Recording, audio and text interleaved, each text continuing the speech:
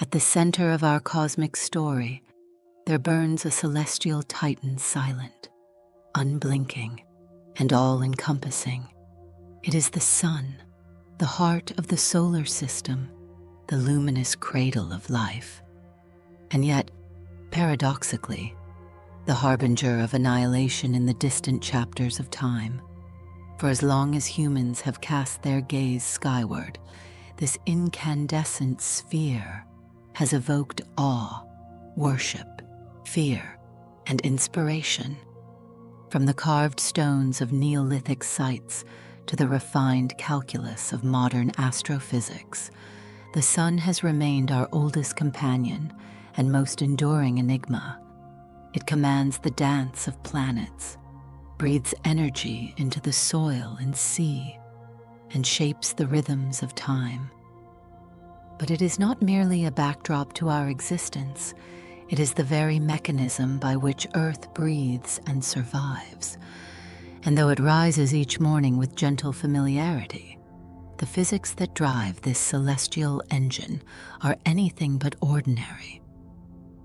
What appears to us as a golden disk is, in reality, a roiling ocean of plasma, a thermonuclear furnace of unimaginable intensity, a place where matter itself is stripped of identity and recast as pure energy.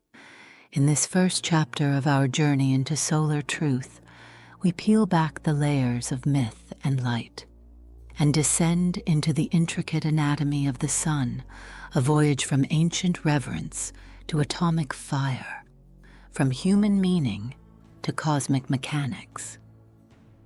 Though it sits 150 million kilometers away, the sun is our nearest star, and by far the most dominant object in the sky. Without it, our planet would be a frozen remnant drifting in darkness. With it, we are a vibrant oasis suspended in a vacuum. But this duality, the sun, as both giver and taker, has long haunted the human psyche.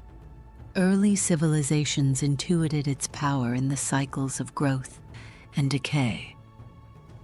To the Aboriginal Australians, it was a celestial being who traversed the sky each day, while to the people of ancient Mesopotamia, it was Shamash, the all-seeing eye of justice. The Inca worshipped Inti, and the Egyptians built entire temples aligned to the solar solstices, as if trying to etch human reverence into the architecture of time. Yet behind this cultural tapestry lies a deeper, more elemental reality. The sun is not a deity, but a star, a vast ball of gas and plasma, more than 1 million times the volume of Earth, governed not by myth, but by the unyielding laws of physics. And at its core, hidden beneath thousands of kilometers of incandescent layers, lies the secret to all its power: nuclear fusion. The story begins in the solar core, a realm of immense pressure and temperature, where hydrogen atoms are forced into such proximity that they surrender their repulsive forces and merge. Through a sequence known as the proton-proton chain reaction, 4 protons are transfigured into a single helium nucleus, releasing energy in the form of photons and neutrinos. This is the birthplace of sunlight, though what we perceive as warmth and brilliance on Earth began its journey in darkness. At the heart of this crucible, the energy liberated here doesn't simply explode outward. Rather, it embarks on a slow, almost glacial trek through the dense radiative zone that surrounds the core. In this region, photons are scattered, absorbed, and re-emitted millions of times, progressing only centimeter by centimeter as they push against the tides of opacity. It can take between 100,000 and a few million years for a single photon to reach the next layer. It is a sobering thought that the light now warming your face may have been born before the first humans ever walked upright. Above the radiative zone, lies the more dynamic and chaotic convection zone, a layer where energy transport shifts from radiation to motion. Here, the plasma is no longer so dense, and the trapped heat breaks free in buoyant loops, rising and falling in great convective currents. Hot material surges upward, releasing energy near the surface, before cooling and sinking back down to be reheated once more. It is in this ever-turning ocean of plasma that much of the sun's visible surface behavior is born: sunspots, granulation patterns, and the kinetic ballet of rising and sinking gas. The top boundary of this layer defines what we call the photosphere, the apparent surface of the sun, though it is not a solid one. Instead, it is the threshold where the plasma becomes transparent enough for light to escape into space, a luminous shell from which nearly all of the sun's visible light emanates. At roughly 5,800 Kelvin, the photosphere glows in a brilliant continuum of light, and it is this that we see when we look at the sun from Earth, filtered through our atmosphere into the golden warmth of day. Yet for all its brilliance, the photosphere is just a veneer, a fragile equilibrium maintained by opposing forces. The outward pressure from the fusion-powered heat within, counterbalanced by the inward tug of gravity, a standoff known as hydrostatic equilibrium. This balance is not permanent, but it is stable enough to hold the sun in its spherical shape and define the limits of what we perceive as its body. And just beyond this shell begins something far stranger and more formidable: the sun's atmosphere. Unlike the Earth, the sun's atmosphere does not gently thin into space. It flares upward in arcs, expands outward in gusts, and burns at temperatures 100 times greater than the surface below. The layers above the photosphere, the chromosphere, the transition region, and the corona are each more extreme than the last, culminating in a realm so hot and volatile that it defies our intuitive understanding of thermodynamics. This is where science begins to bend into mystery. It is here, in the enigmatic sheath of the solar atmosphere, that one of astrophysics' greatest puzzles resides. Why is the sun's outer atmosphere, the corona, vastly hotter than the layers beneath it? At the photosphere, the temperature is roughly 6,000 Kelvin, but ascend just a few thousand kilometers into the corona, and the temperature surges past 1,000,000. This counterintuitive phenomenon, known as the coronal heating problem, has stumped scientists for decades. It is akin to walking away from a fire and feeling warmer the farther you go. While several theories compete, ranging from magnetic wave heating to nanoflares and plasma turbulence, no definitive answer has yet been found. The corona is not just hot, it is alive with energy. Electrified tendrils of plasma are looped and twisted by magnetic field lines that erupt from the sun's interior like coiled serpents, arcing across tens of thousands of kilometers before collapsing back into the surface or snapping open into space. These magnetic loops are not mere visual phenomena. They are the engines of solar weather, the architects of violent solar flares and massive plasma ejections. They also help generate one of the most crucial and least visible forces in the solar system, the solar wind. As some particles accelerate past a boundary known as the Alfvén critical surface, they are no longer tethered to the sun by its magnetic field and are instead hurled into space at hundreds of kilometers per second. This constant stream of charged particles flows in all directions, creating an immense bubble around the solar system called the heliosphere. a shield of plasma and magnetic fields that envelops all the planets and forms the sun's long, trailing breath into interstellar space. The solar wind plays a vital role in everything from auroras on Earth to the behavior of comet tails to the shielding of planets from cosmic rays. And yet, its origins, how it is accelerated, shaped, and modulated are deeply tied to the coronal processes that remain shrouded in mystery. To truly understand the sun, we must grasp this transition from the dense, energy-generating core to the ethereal, superheated fringes of its outermost layers. The sun is not a static object, but a layered, living system whose outer face is a shimmering interface between the known and the unknown. Each layer core, radiative zone, convection zone, photosphere, and corona operates on scales of temperature, time, and energy that dwarf anything experienced on Earth.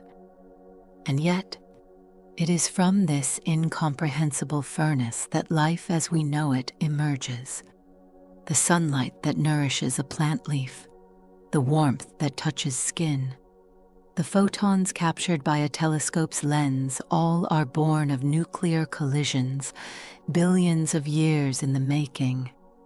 They are shaped by the magnetic knots and plasma waves rippling across the solar surface, and they are ultimately released into the void, carrying with them a signature of the star from which they came. But even as we decode these patterns, the sun remains a creature of paradox. It is at once familiar and alien, constant yet dynamic, nurturing yet dangerous. Its light fills our days, but it hides a million unseen forces. And as our instruments grow sharper, our models more precise, we are continually reminded that the sun's true power does not lie in its warmth alone, but in the unfathomable depths of its complexity. To study the sun is to confront a piece of the universe so overwhelming, so intimate, and so ancient that it reshapes the way we understand not just stars, but ourselves. And as we journey further into this blazing world, we find not only the physics of fusion and magnetism, but the fragile heartbeat of a planet that owes its every breath to a fire it can never touch. If the sun's surface were a shoreline of fire, then the corona would be the flame's impossible sky, an ocean of searing heat suspended not below, but above the hearth. It is the most paradoxical layer of the sun, at once distant and dominant, mysterious and ever-present, though barely visible to the naked eye, save for the rare moments of total solar eclipse when the moon briefly cloaks the photosphere in shadow. The corona is no mere afterglow, it is a tempestuous realm of arcing plasma, twisted magnetism, and inexplicable extremes. In the depths below, fusion burns steadily at 15 million degrees Celsius, yet the photosphere, the radiant surface we see, is far cooler, a gentle 6,000 Kelvin. But then somehow, impossibly, temperatures above this surface skyrocket by more than 2 orders of magnitude. Just a few thousand kilometers outward, in a sparse, whisper-thin plasma, the corona roars at millions of Kelvin, hotter than any furnace on Earth, hotter than most stars. This riddle, this inversion of thermal expectation, remains one of the most profound and enduring mysteries in all of solar physics, a phenomenon known as the coronal heating problem. How does the sun manage to heat its own atmosphere to temperatures so wildly disproportionate to its own surface? And what arcane forces lie at play in this ethereal inferno that breathes life? and sometimes chaos, into the solar wind. To grasp the true strangeness of the corona, one must abandon earthly intuition. Heat, in our experience, radiates outward and cools with distance. But in the sun, this is not so. Something stirs above the photosphere, accelerating particles and twisting fields, inflating the corona into a wild, lashing crown of magnetic loops and electrified tendrils. These luminous arcs, shaped by the complex and dynamic magnetic fields that rise from the convective flows beneath, are not mere ornaments, they are conduits of energy, highways for plasma, and possible keys to the mystery of coronal heating. Within these loops, conditions reach astonishing extremes. At their footpoints, magnetic energy accumulates and stores tension like a bowstring. When released, this energy can fling particles at breathtaking velocities and convert magnetic potential into heat with near-perfect efficiency. These localized magnetic explosions, whether they occur on grand scales, as solar flares, or on micro scales, as what researchers call nanoflares, could collectively inject the needed energy to heat the corona. But the mechanism remains elusive, and even after decades of solar observation, we are still only beginning to understand how such energy transfer might work in the turbulent ballet between magnetism and matter. The corona is not a static envelope, but a restless medium. Charged particles, mostly protons and electrons, swirl along magnetic field lines that twist and snap, surge and reconnect. Some of these particles rise and fall in arcs, looping back to the surface, while others reach an invisible frontier and are never seen again. This threshold, called the Alfvén critical surface, marks a profound boundary in the physics of the sun. Below it, plasma is tightly coupled to magnetic fields, corralled by invisible forces and pushed and pulled like puppets on strings. But beyond it, the balance shifts, the magnetic grip weakens, and particles gain the freedom to escape. Accelerated by mechanisms we still do not fully understand, possibly Alfvén waves, possibly reconnection jets, or some magnetic turbulence yet to be named, these liberated ions and electrons are cast into space as the solar wind. This wind is not like any wind on Earth. It is a supersonic stream of plasma that blows not across a landscape, but through the very fabric of the solar system itself, and it never ceases. The solar wind comes in two major flavors, a slow wind, meandering and dense, and a fast wind, swift and tenuous, originating primarily from coronal holes regions of open magnetic field lines on the sun's surface. Both contribute to the continuous outpouring of solar material, and together they form the vast and expanding bubble known as the heliosphere, an invisible sphere of solar influence that stretches well beyond the orbit of Pluto, shielding our planetary system from the full brunt of interstellar space. In this realm, the sun's influence reigns supreme. It is the boundary between the familiar and the unknown, between our star's breath and the cosmic winds of other stars. Within this bubble, the Earth swims like a small fish in a mighty current, bathed not only in warmth and light, but in radiation, magnetic storms, and charged particles shaped by the sun's mood, and that mood is far from constant. Like a heart that beats in magnetic rhythms, the sun undergoes an 11-year cycle of activity, a solar pulse that governs everything from sunspots to solar storms. At the beginning of this cycle, known as the solar minimum, the sun is relatively calm. its magnetic field ordered and serene. Few sunspots pepper its surface, and the corona is largely tranquil. But as the cycle progresses, differential rotation where the equator spins faster than the poles begins to twist the sun's magnetic field into knotted, tangled threads. Magnetic flux ropes rise and burst through the surface, creating sunspots dark, cooler regions where intense magnetic fields disrupt convection. These are not static blemishes, but dynamic cauldrons of activity, often serving as the birthplaces of solar eruptions. As these active regions proliferate, the sun enters the solar maximum, a phase of intense activity marked by a flurry of energetic events.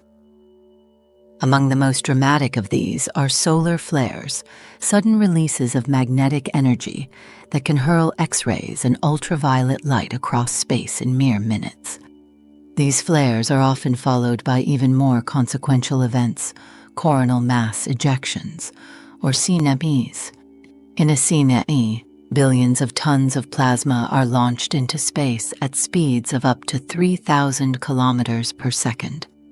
If aimed at Earth, these ejections can buffet our magnetosphere, triggering geomagnetic storms, auroras, and in extreme cases, damage to satellites, power grids, and communication networks. The root cause of both flares and CMEs lies in a process known as magnetic reconnection, where opposing magnetic field lines snap and realign, releasing colossal amounts of energy in the process. It is this same mechanism, ironically, that may also play a role in heating the corona, a feedback loop of violence and renewal, of structure giving way to energy. But the importance of understanding the corona and solar wind is not just academic. In a world increasingly reliant on satellite technology, radio communication, and GPS systems, space weather, the environmental conditions in the near-Earth space driven by solar activity, is no longer a curiosity but a field of urgent practical relevance. Solar storms can distort radio signals, interfere with navigation systems, and even pose radiation risks to astronauts in high-altitude flights. The ripple effects of a major CME today would be felt in everything from air traffic control to the synchronization of banking systems to the flow of electricity in our homes. Already, minor solar events regularly trigger alerts among space weather agencies. The threat is real and growing as we expand our technological reach farther into the heavens. Still, the grandeur of the corona transcends its hazards. In many ways, it is the sun's soul made visible, a place where plasma becomes sculpture, where light and magnetism twist into form. The corona breathes and pulses, ebbs and flows, whispering the deep time rhythms of a star that has been burning for over 4 billion years. Its mysteries are not just scientific, they are existential. What happens here, in this brilliant exosphere, tells the story of how stars live and die, how solar systems are shaped, how planets are born, and perhaps how they are ended. It is in this upper atmosphere that the seeds of space weather are sown.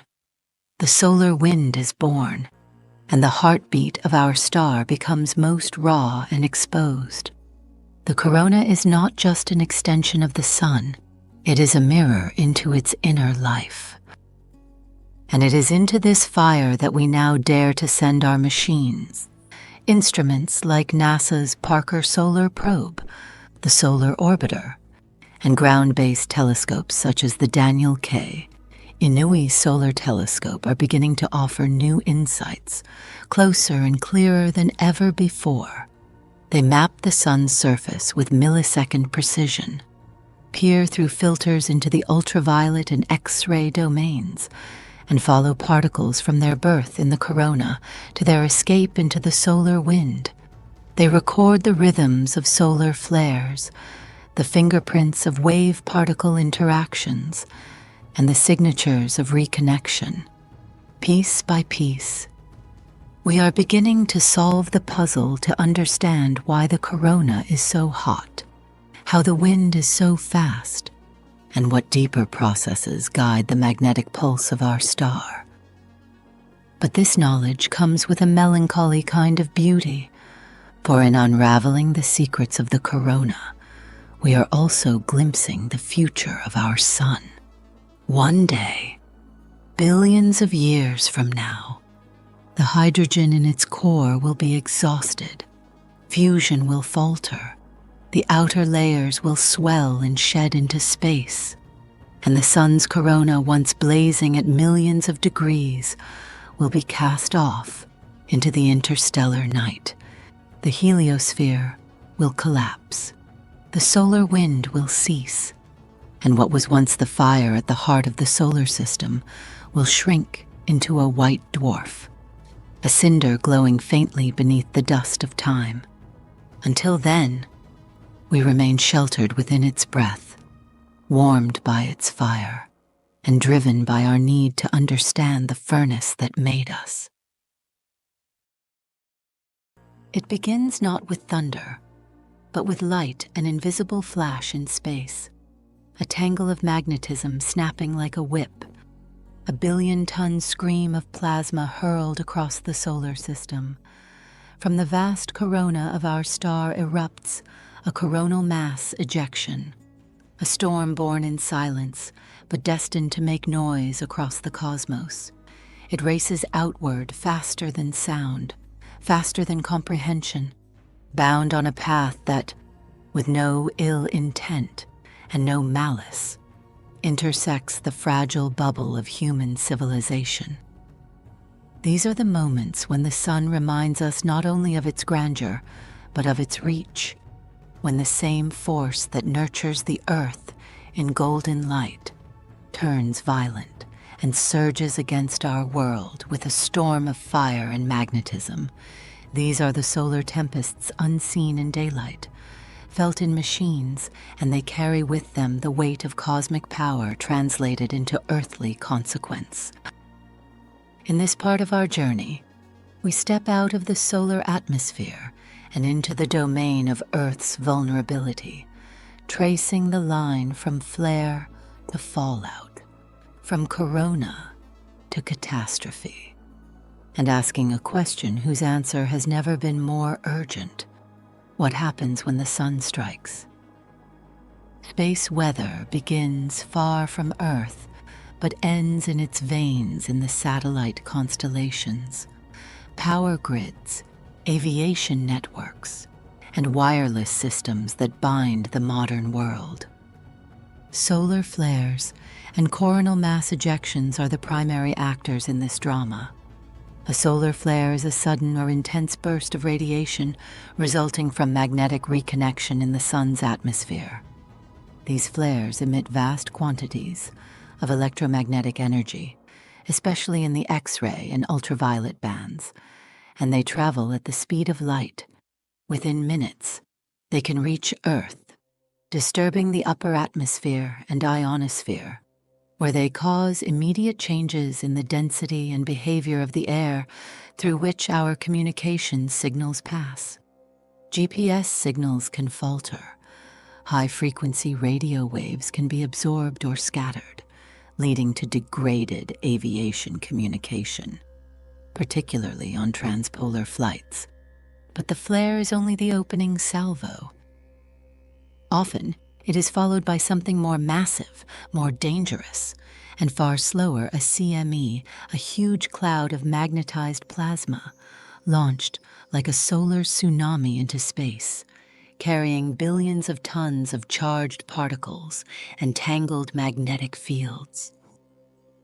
When a CME is Earth-directed, it takes anywhere from 15 hours to a few days to arrive. Depending on its speed, it crashes into Earth's magnetosphere, the invisible shield of magnetic field lines that surrounds and protects our planet from the solar wind. In normal times, The shield deflects the continuous stream of solar particles, but during a CME, the influx of energy can deform the magnetosphere, compressing it on the sunward side and stretching it into a long tail on the night side. As magnetic field lines are twisted and reconnected, they transfer enormous amounts of energy into the ionosphere, generating currents that ripple through the Earth's upper atmosphere. These are known as geomagnetic storms, and their consequences range from the dazzling to the destructive. On one hand, they trigger brilliant aurora as electrons collide with atmospheric atoms and molecules, exciting them to luminous release. On the other hand, they induce geomagnetically induced currents on the Earth's surface currents that enter power grids, pipelines, and undersea cables, stressing transformers and sometimes causing catastrophic failures. One such failure occurred on a frigid night in March 1989, when the Canadian province of Quebec was plunged into darkness by a geomagnetic storm. The sequence had begun a few days earlier with the emergence of a sunspot cluster the size of Jupiter.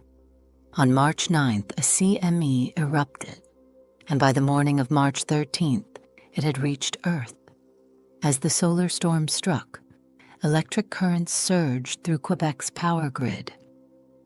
In less than 90 seconds, the Hydro-Quebec system had collapsed, triggering a cascading failure that knocked out electricity for over 6 million people. Traffic lights died, heating systems stopped, radio stations fell silent, hospitals scrambled to engage backup power. Entire cities entered a sudden and eerie quiet. Engineers would later find that transformers had been saturated and relay systems overwhelmed by GICs generated in the bedrock beneath Quebec's grid. This storm, now known as the Quebec Blackout, became the first major infrastructure collapse definitively linked to solar activity. It was a harbinger of what space weather could do in the digital age, but not the worst we've ever seen.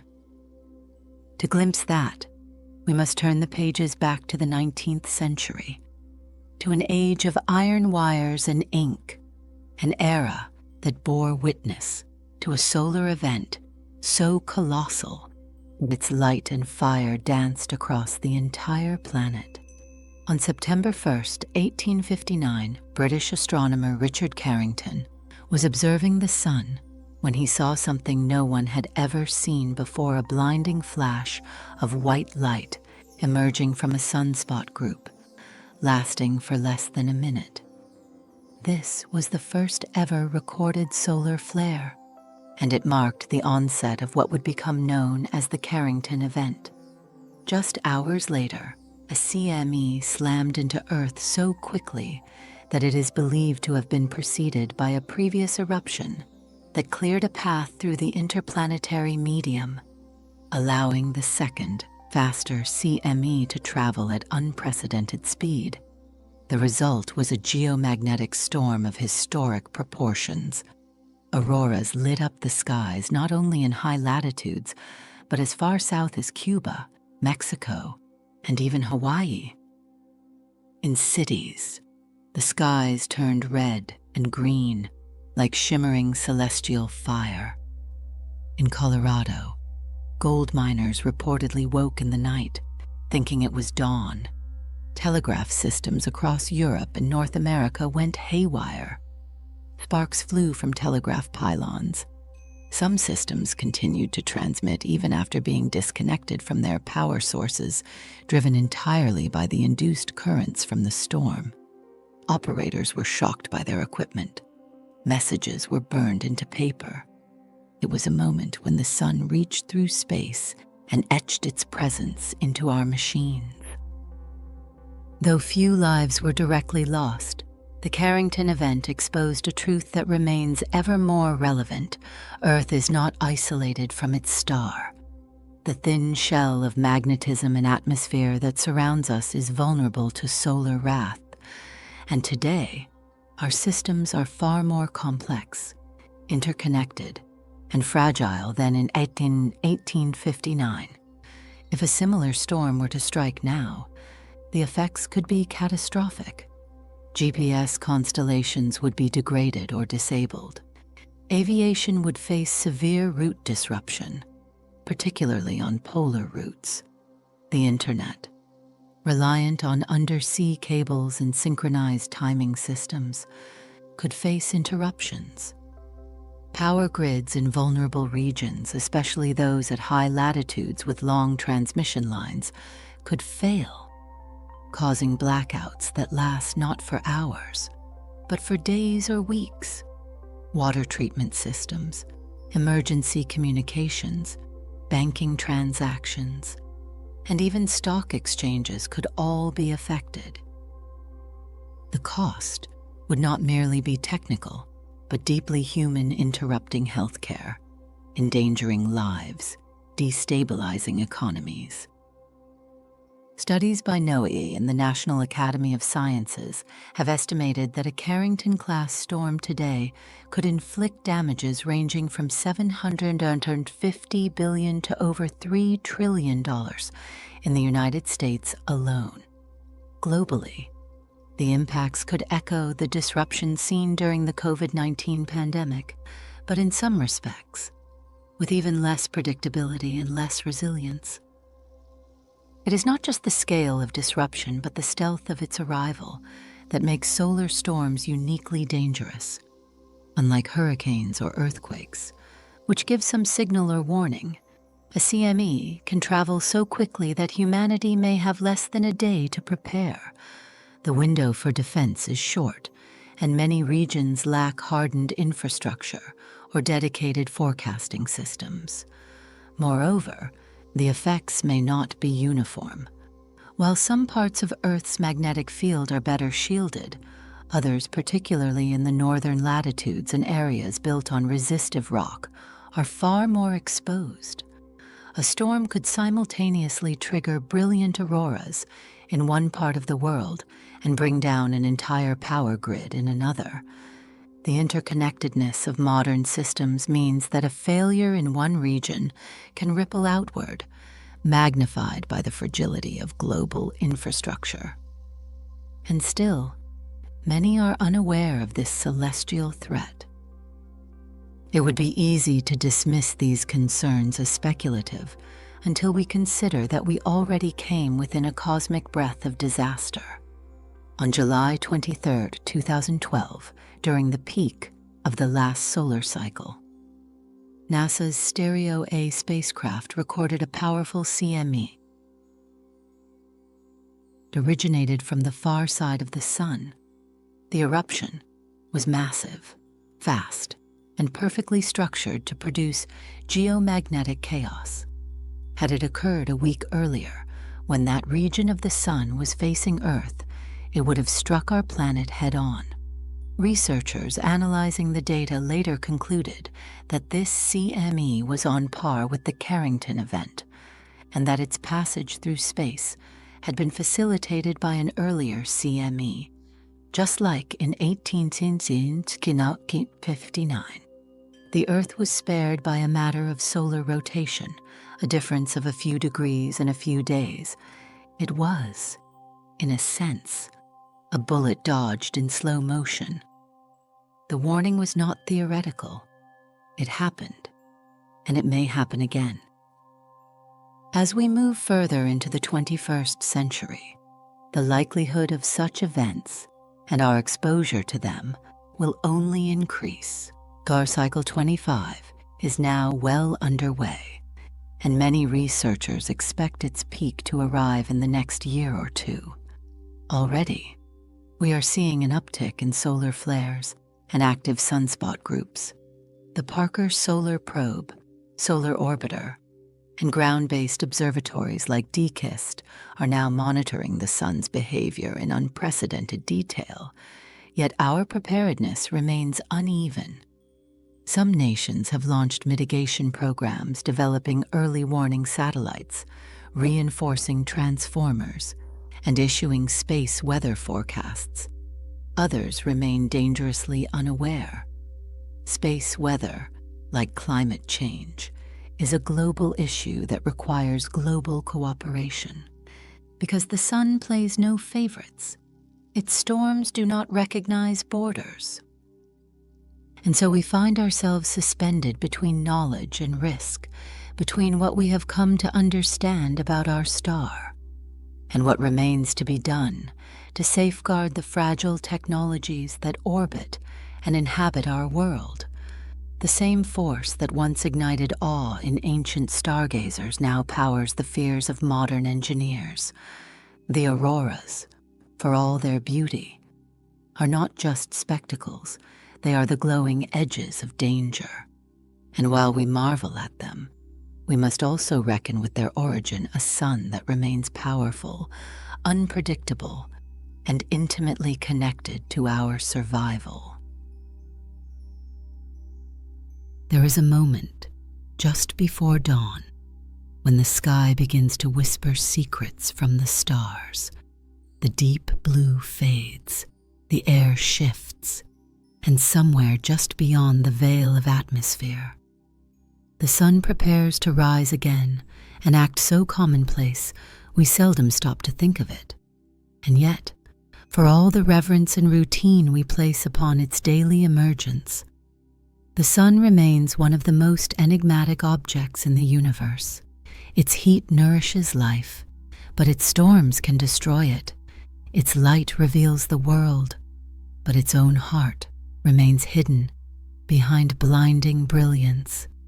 For centuries, we looked up in awe, squinting through rudimentary telescopes or shielding our eyes behind smoked glass.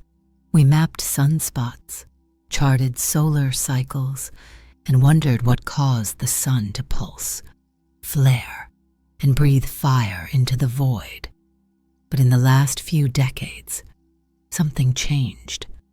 We stopped merely watching the sun, we began chasing it. We built machines that could stare directly into its fury, crafted instruments that could taste the solar wind, and eventually launched a probe daring enough to dive into the solar atmosphere itself. This is the story of our long journey to understand the star we call home, not just as an object of worship or wonder, but as a living, dynamic force of nature that shapes our world in ways both subtle and profound. It began with a simple desire to see more clearly. In the 1990s, the Solar and Heliospheric Observatory became our first great sentinel of the sun, a joint mission by NASA and the European Space Agency that revolutionized our understanding of solar behavior. Launched in December 1995, SOHO was positioned at the Lagrange point, on a gravitationally stable region roughly 1.5 million kilometers from Earth, where it could keep constant watch over the sun without being blinded by Earth's glow.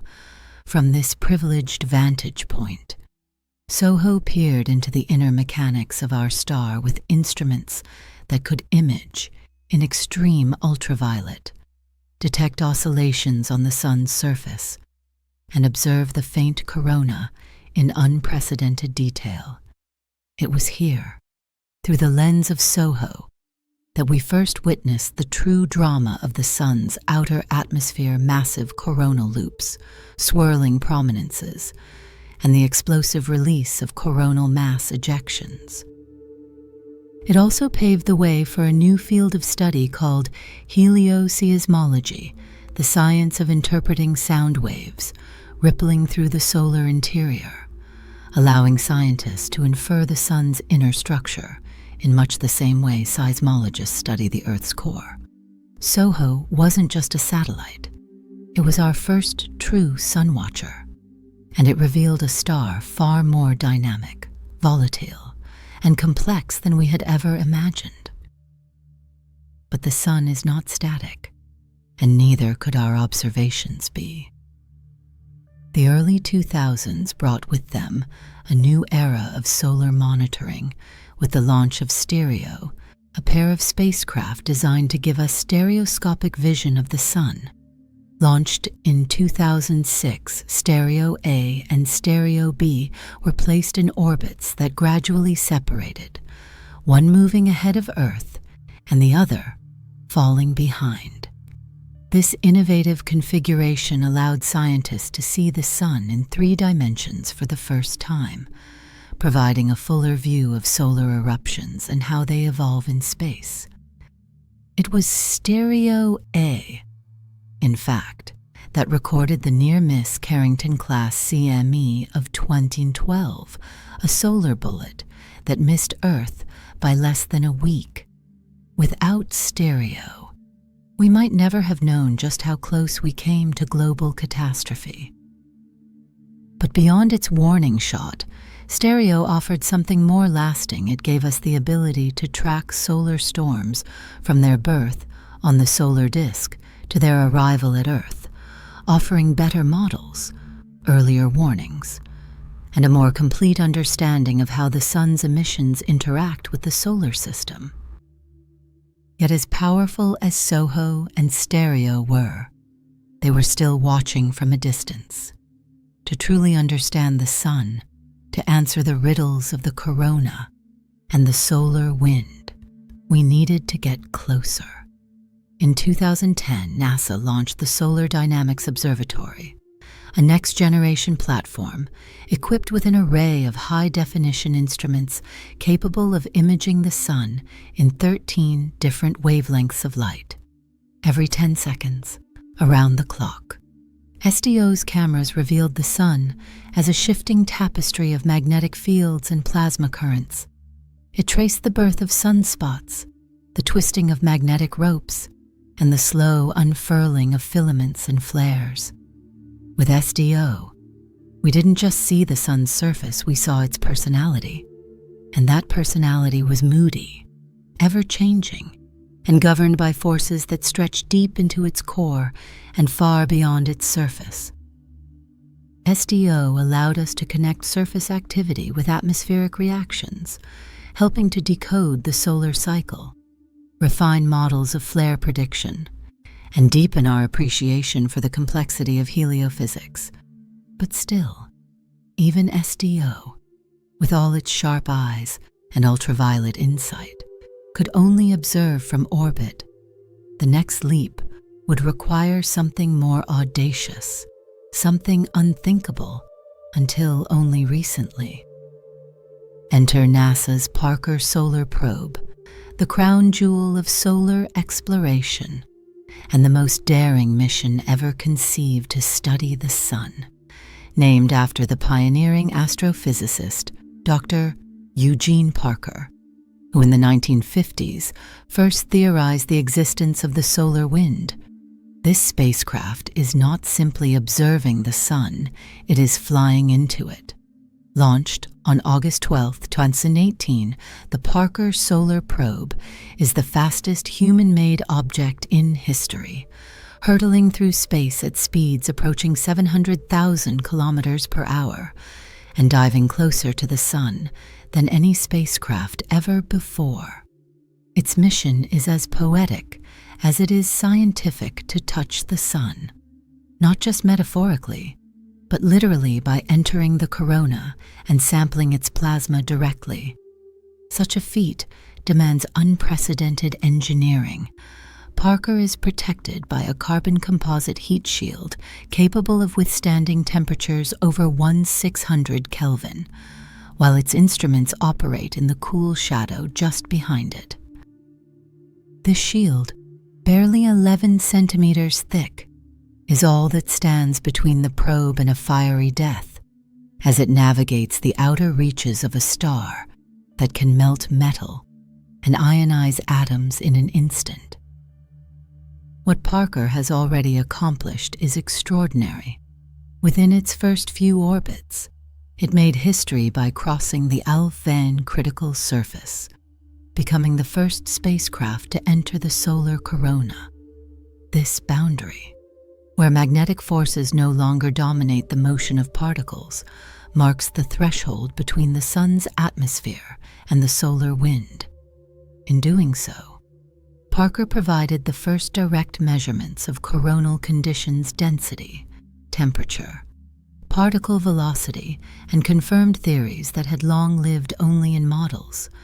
It recorded magnetic reversals known as switchbacks, sudden S-shaped kinks in the magnetic field that flip direction and may hold the key to understanding how the solar wind is accelerated.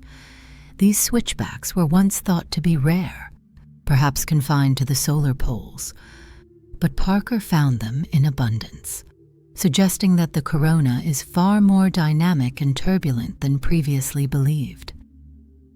It also measured high-frequency plasma waves, turbulent flows, and even traced some switchbacks back to magnetic funnels rooted in the sun's surface regions between convection cells that may act as solar wind launch sites.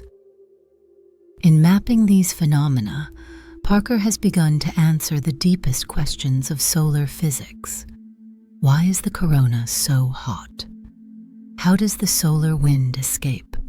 What triggers the magnetic reconnection events that power solar flares with each flyby?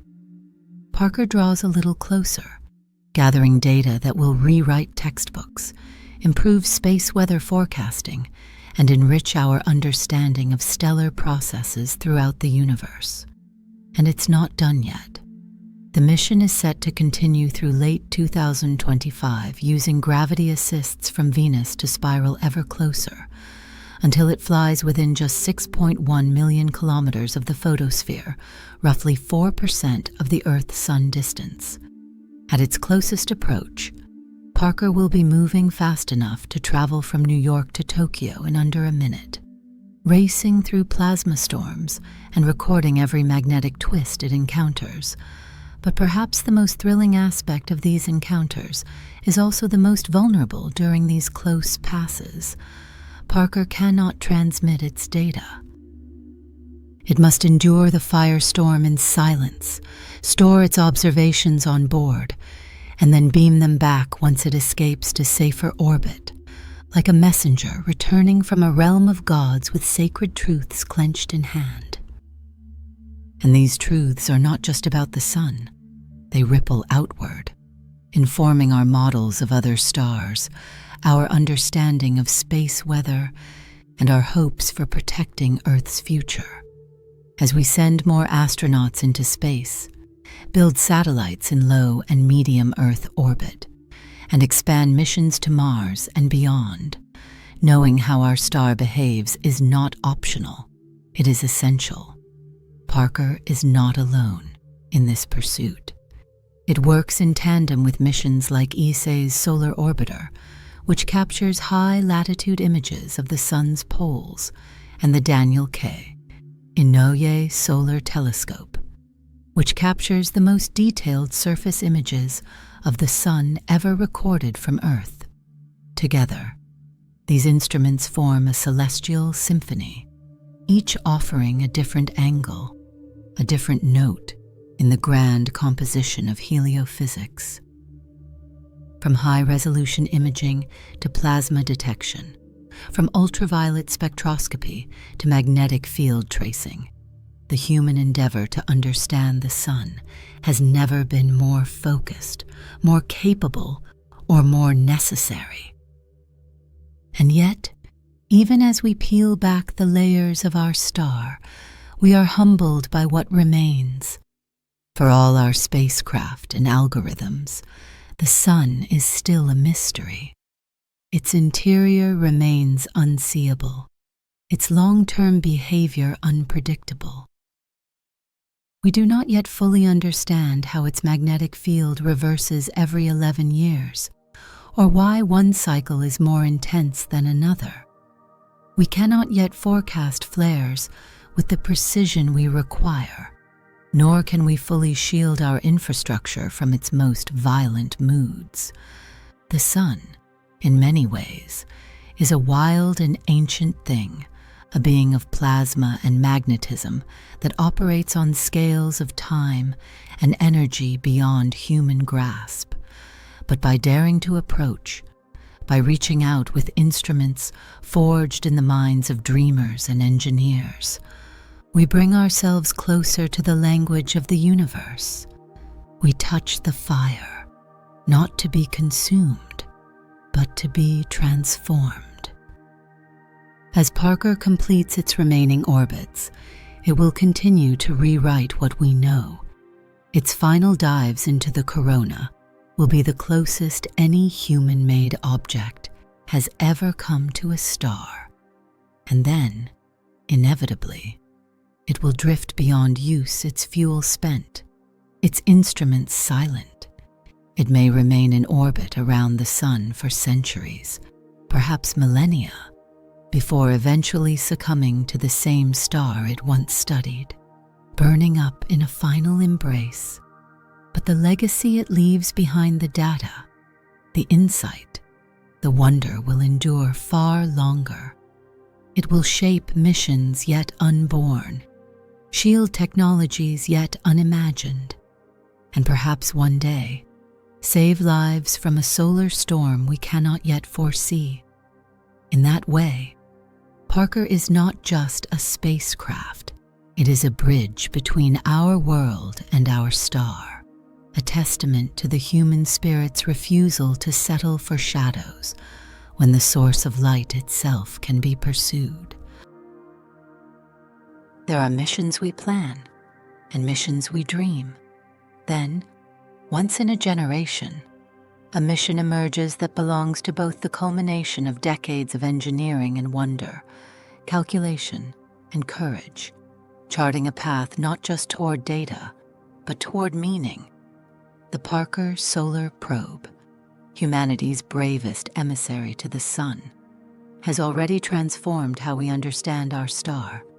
It has crossed boundaries once thought unreachable, tasted the breath of solar wind, and traced magnetic veins buried deep in the sun's beating heart. But now, in 2024, it approaches its most daring act, the final, closest flyby, a descent into brilliance and chaos that no machine before it has ever dared. It will draw within 6.1 million kilometers of the photosphere, a mere whisper from the sun's surface in cosmic terms, and it will do so at a velocity of 690,000 kilometers per hour, a speed so staggering it defies ordinary comprehension. It will be humanity's swiftest journey and its most fragile, for in those moments when Parker becomes a sun chaser at the edge of obliteration, the probe will carry with it not only instruments and software, but our collective need to understand where we come from and how we survive in the cradle of fire. This ultimate perihelion, scheduled for Christmas Eve, 2024, is no ordinary pass. Unlike its previous dives, which already tested the limits of materials science and human foresight, this approach will take Parker twice as close as its 2021 coronal transits. The temperatures will exceed 1/600 Kelvin, and the particle environment will be so dense and turbulent that even its hardened heat shield, the carbon composite armor honed over years of development, will strain under the pressure. But Parker is ready not just to survive, but to listen. During this final plunge, it will measure the microscopic structures of coronal plasma, sample the acceleration patterns of charged particles, and map the magnetic topology of switchbacks and reconnection sites with exquisite precision.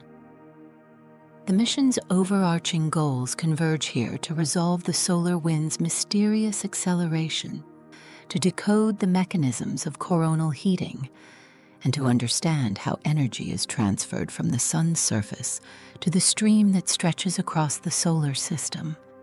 What once were textbook footnotes and mathematical theories will now be tested in the field of fire itself. But the most delicate part of this final encounter is not the heat or speed. It is the silence. Parker cannot communicate during its closest pass. When it enters the innermost corona, The intensity of radiation and plasma distortion will make real-time transmission impossible. It will fly blind to us, recording everything it sees, everything it feels, and storing it on board. Only once it retreats, coasting back to a safer distance, will it be able to offload its data, assuming it survives the trial. It is a moment of profound tension for several hours. The most advanced spacecraft ever built, moving faster than any object in human history, will be completely alone inside a star's atmosphere. No signal, no telemetry, just Parker, racing through plasma storms with its electronic ears wide open. And if it speaks again, it may do so with answers that reshape solar science for decades to come. Those answers will not come in grand revelations, but in patterns, pulses, and fields. Parker will trace the substructures of solar wind, identifying where and how it picks up speed, whether through wave-particle interactions, magnetic funneling, or some hybrid process not yet imagined. It will examine how switchbacks, those magnetic S-shaped reversals, arise in the boundary layer between the photosphere and corona, and whether they are rooted in convective cells, turbulent wave fronts, or reconnection sites near the surface. It will also probe the fine-scale variability in electron and ion densities, helping scientists understand how mass and energy propagate through stellar atmospheres, a discovery with implications not just for the Sun, but for stars across the galaxy. Each byte of Parker's recorded experience will be pored over, modeled, and cross-checked with data from Solar Orbiter, SDO, and ground-based telescopes in a global effort to decode the language of the Sun. Beyond 2024, the mission still has life in it. Parker is scheduled to make at least 2 more close approaches, reaching similar distances to its final 2024 perihelion. However, these will likely be less intense, as its orbit will gradually drift outward due to the lack of further Venus gravity assists. After its last scheduled flybys, the mission will enter a phase of diminishing returns, where orbital stability can no longer be maintained. At some point in the next few years, perhaps by the mid-2030s, Parker will exhaust its fuel not because it ran out of ambition, but because orbital correction and thermal orientation require propellant. Once its final maneuvering capabilities are gone, the probe will begin a slow and inevitable decay, spiraling inward on a terminal trajectory. Eventually, it will reach a point of no return, falling into the solar atmosphere not as an observer, but as an offering to be melted, vaporized, and absorbed into the very body it was sent to study. There is something deeply poetic in that ending, unlike Voyager, which will drift endlessly into interstellar night. Parker's fate is to burn in the light. It will return, atom by atom, to the star from which all our atoms were forged. It will end not with a signal, but with a silence deeper than data, a gesture of reverence to the furnace that birthed Earth and all life upon it. And yet, in that silence, it will leave behind a chorus of knowledge, thousands of terabytes of measurements, patterns, and revelations that will keep scientists busy long after its sensors are stilled. Its legacy will not be its death, but its descent. And what a legacy it is. Parker is already changing how we think about stars. It is revealing how magnetic chaos and plasma turbulence are not mere quirks, but fundamental aspects of stellar behavior. It is bridging the gap between solar physics and astrophysical plasma dynamics, showing us how similar mechanisms might shape the winds of red giants, the outbursts of pulsars, and the envelopes of young suns yet to ignite their fusion hearts. It is also redefining how we prepare for the future, both in terms of space weather forecasting and in the design of next-generation spacecraft that may one day orbit other stars. By knowing our sun in such intimate detail, we are building a model of stellar physics applicable across the cosmos. And perhaps more importantly, we are future-proofing our civilization. The more we know about solar storms and their triggers, the better we can shield our satellites, protect our astronauts, and stabilize our infrastructure. Because make no mistake, the stakes are high. We are now a technological species, vulnerable to the whims of a magnetic storm. GPS, internet backbones, aviation navigation, and even global finance all can be affected by the sun's temper.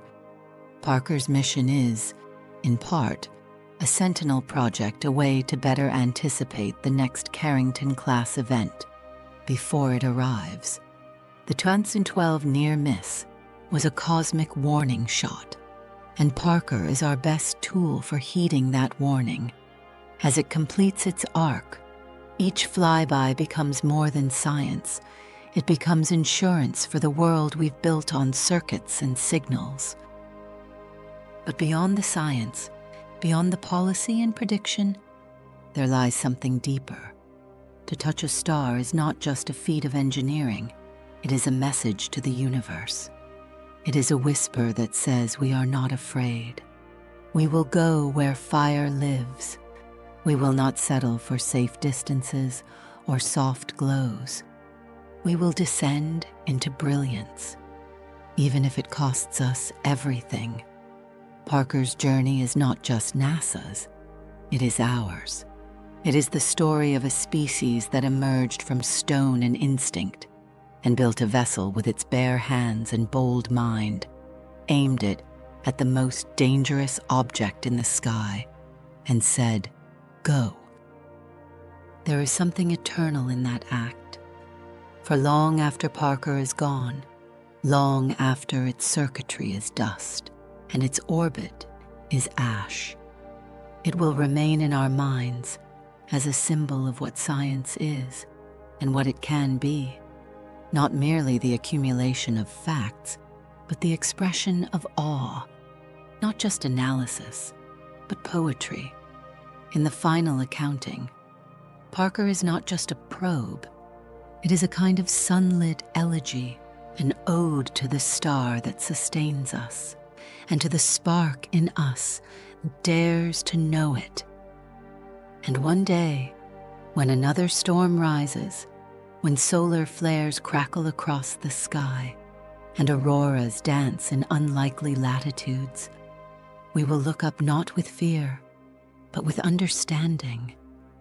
And we will remember the machine that went into the fire so that we could stand in the light. In that moment, the mission will be complete, and the sun, at last, will no longer be a mystery, but a mirror.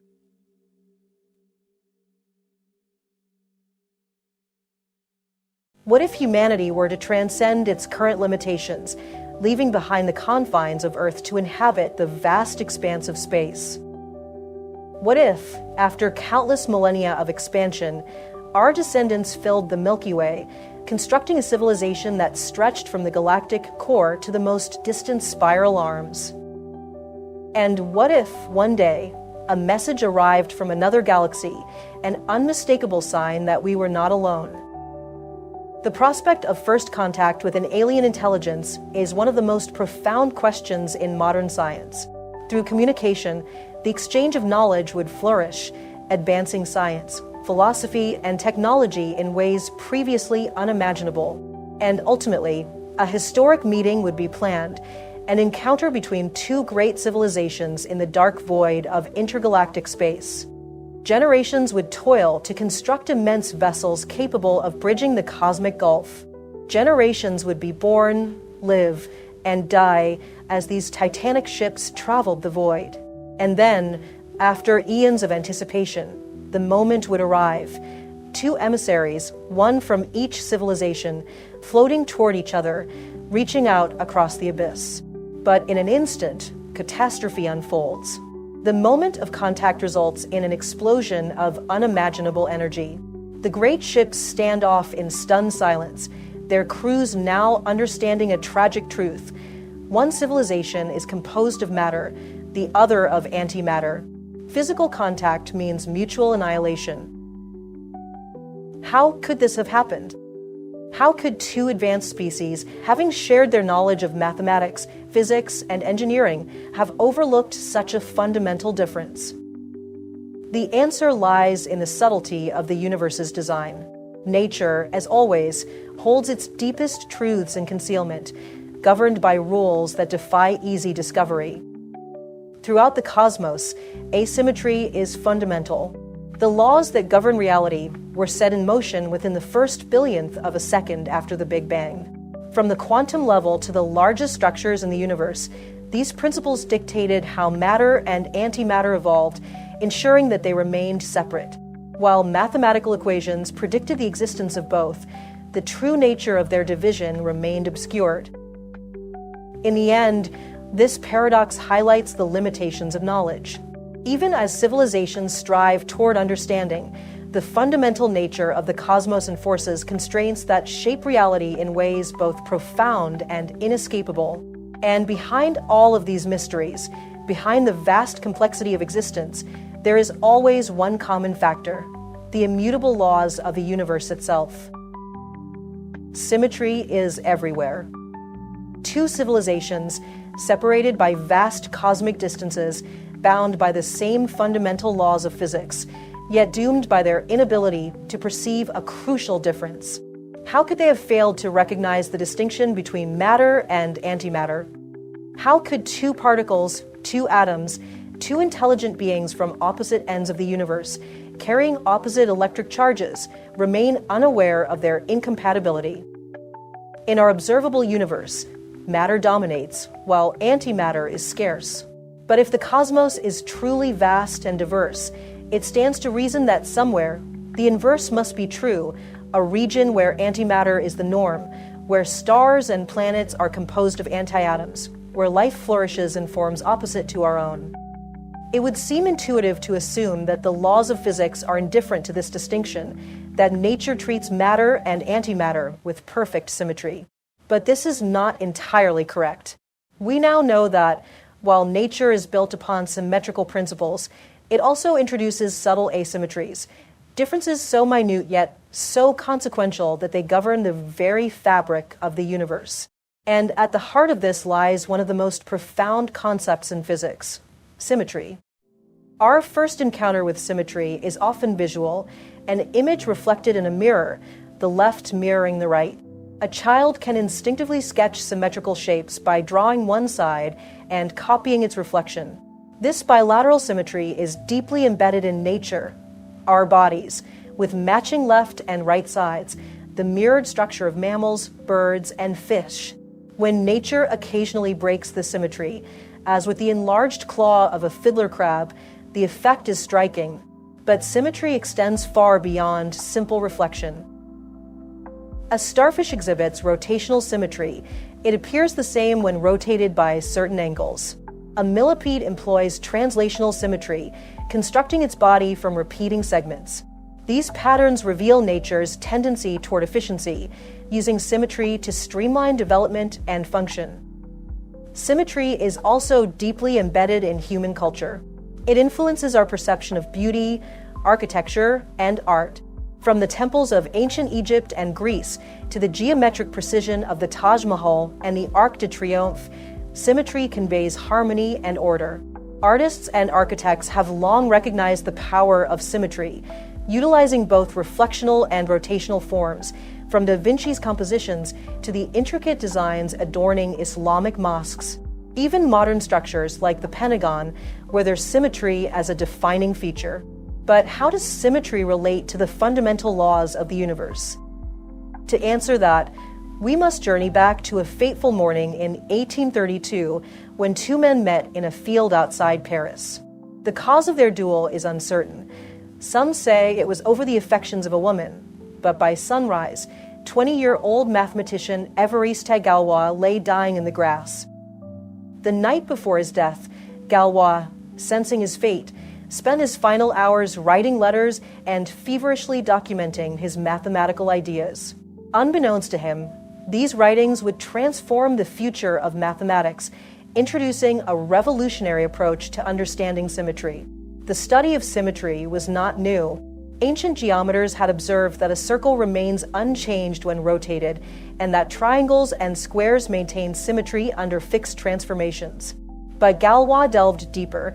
His interest lay in algebra, particularly in the structure of polynomial equations.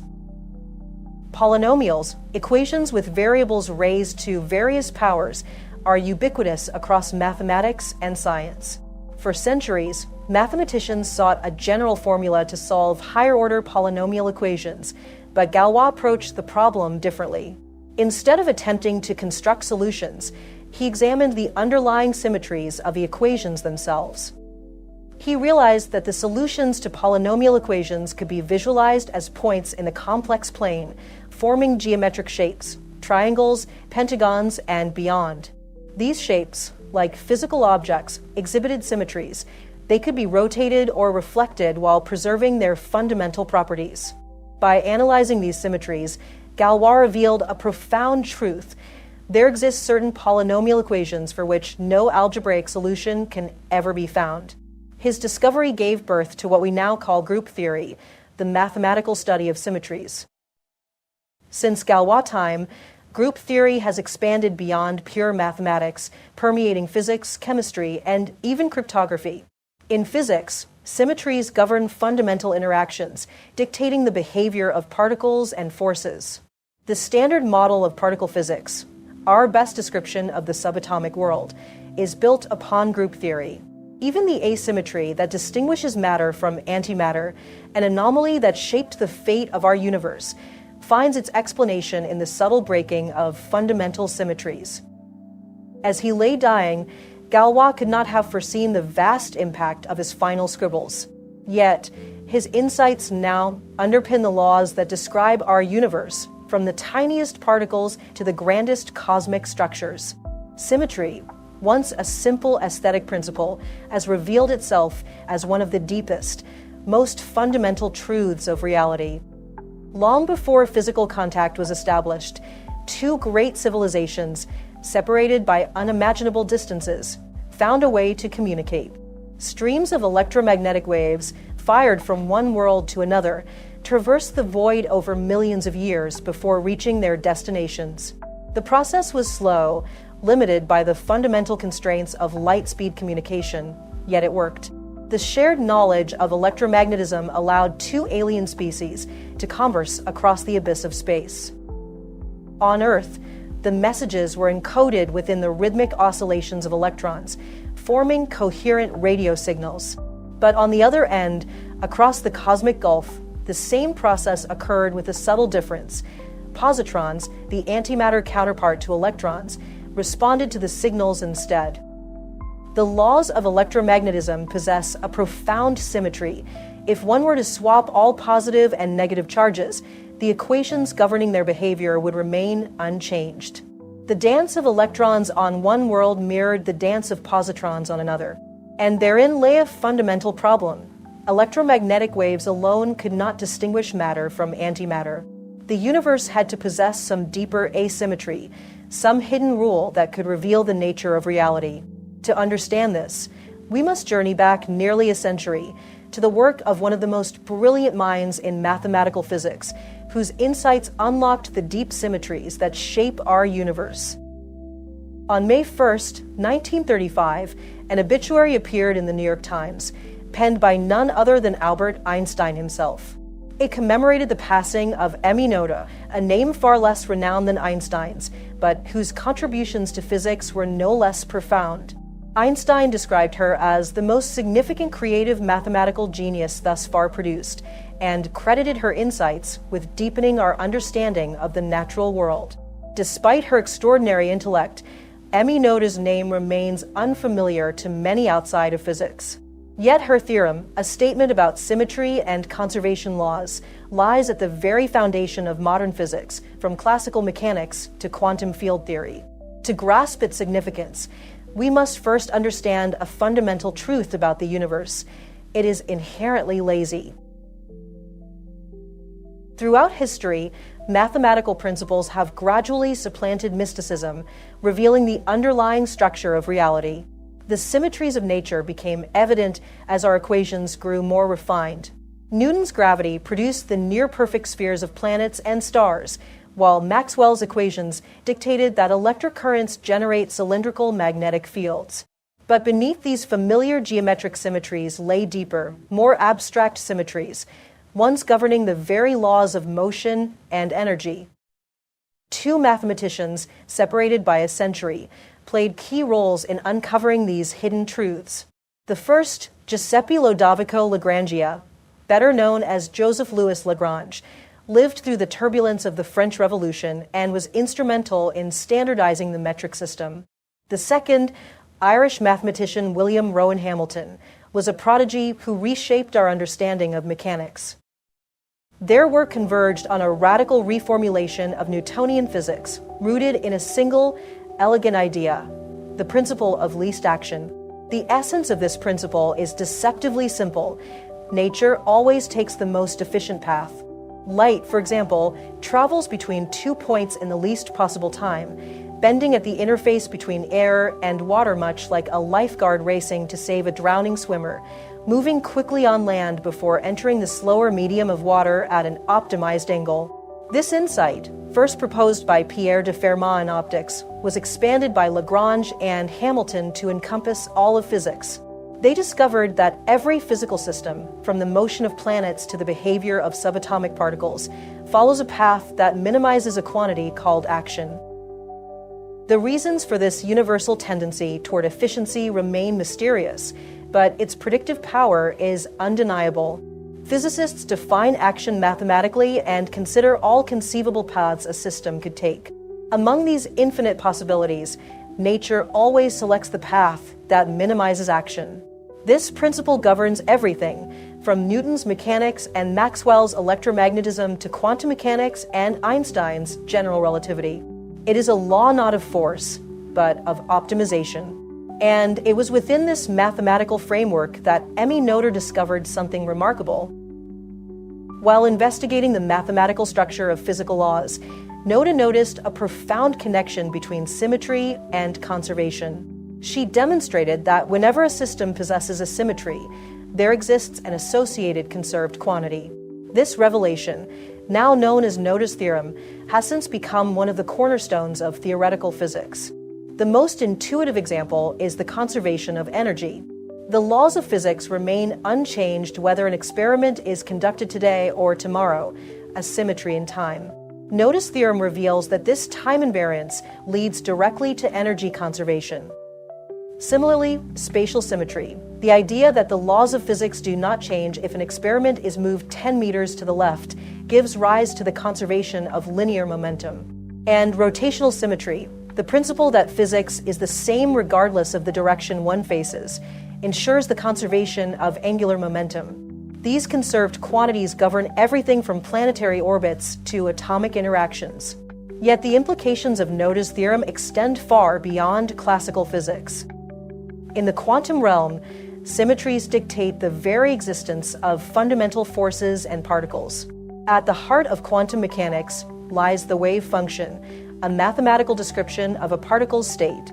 These wave functions possess their own symmetries, which in turn correspond to conserved quantities. The symmetry of an electron's wave function under phase shifts, for example, leads directly to the conservation of electric charge. In the realm of particle physics, even more exotic symmetries emerge. These include conservation laws for baryon number, lepton number, and quantum numbers such as isospin and strangeness.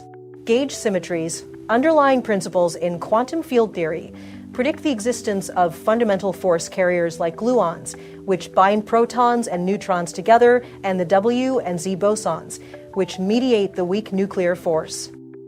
Physicists at the Large Hadron Collider probe these conservation laws, studying the minute violations and anomalies that hint at new physics. For while the universe is governed by symmetry, it is in the rare breaks in symmetry that some of the greatest mysteries lie. Despite the power of Noether's theorem and the principle of least action, there exist subtle asymmetries in nature. One of the greatest of these is the imbalance between matter and antimatter.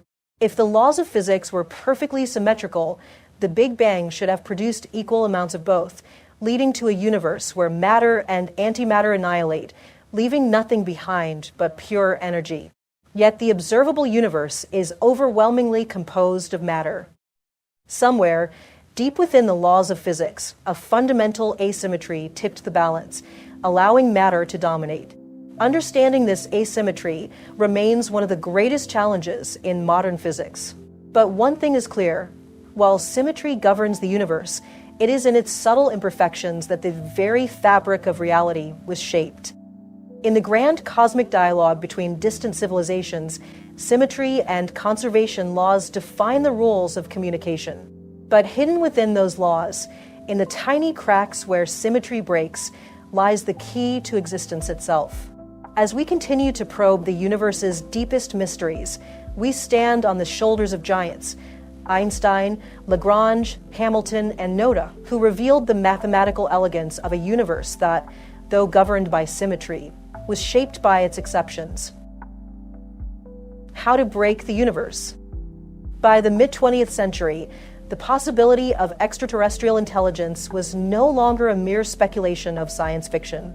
Astronomers, armed with powerful radio telescopes, began scanning the cosmos for any faint signals, an encoded message, a structured pulse, anything that might indicate the existence of intelligent life beyond Earth. The prospect of interstellar communication raised profound questions. What should we say?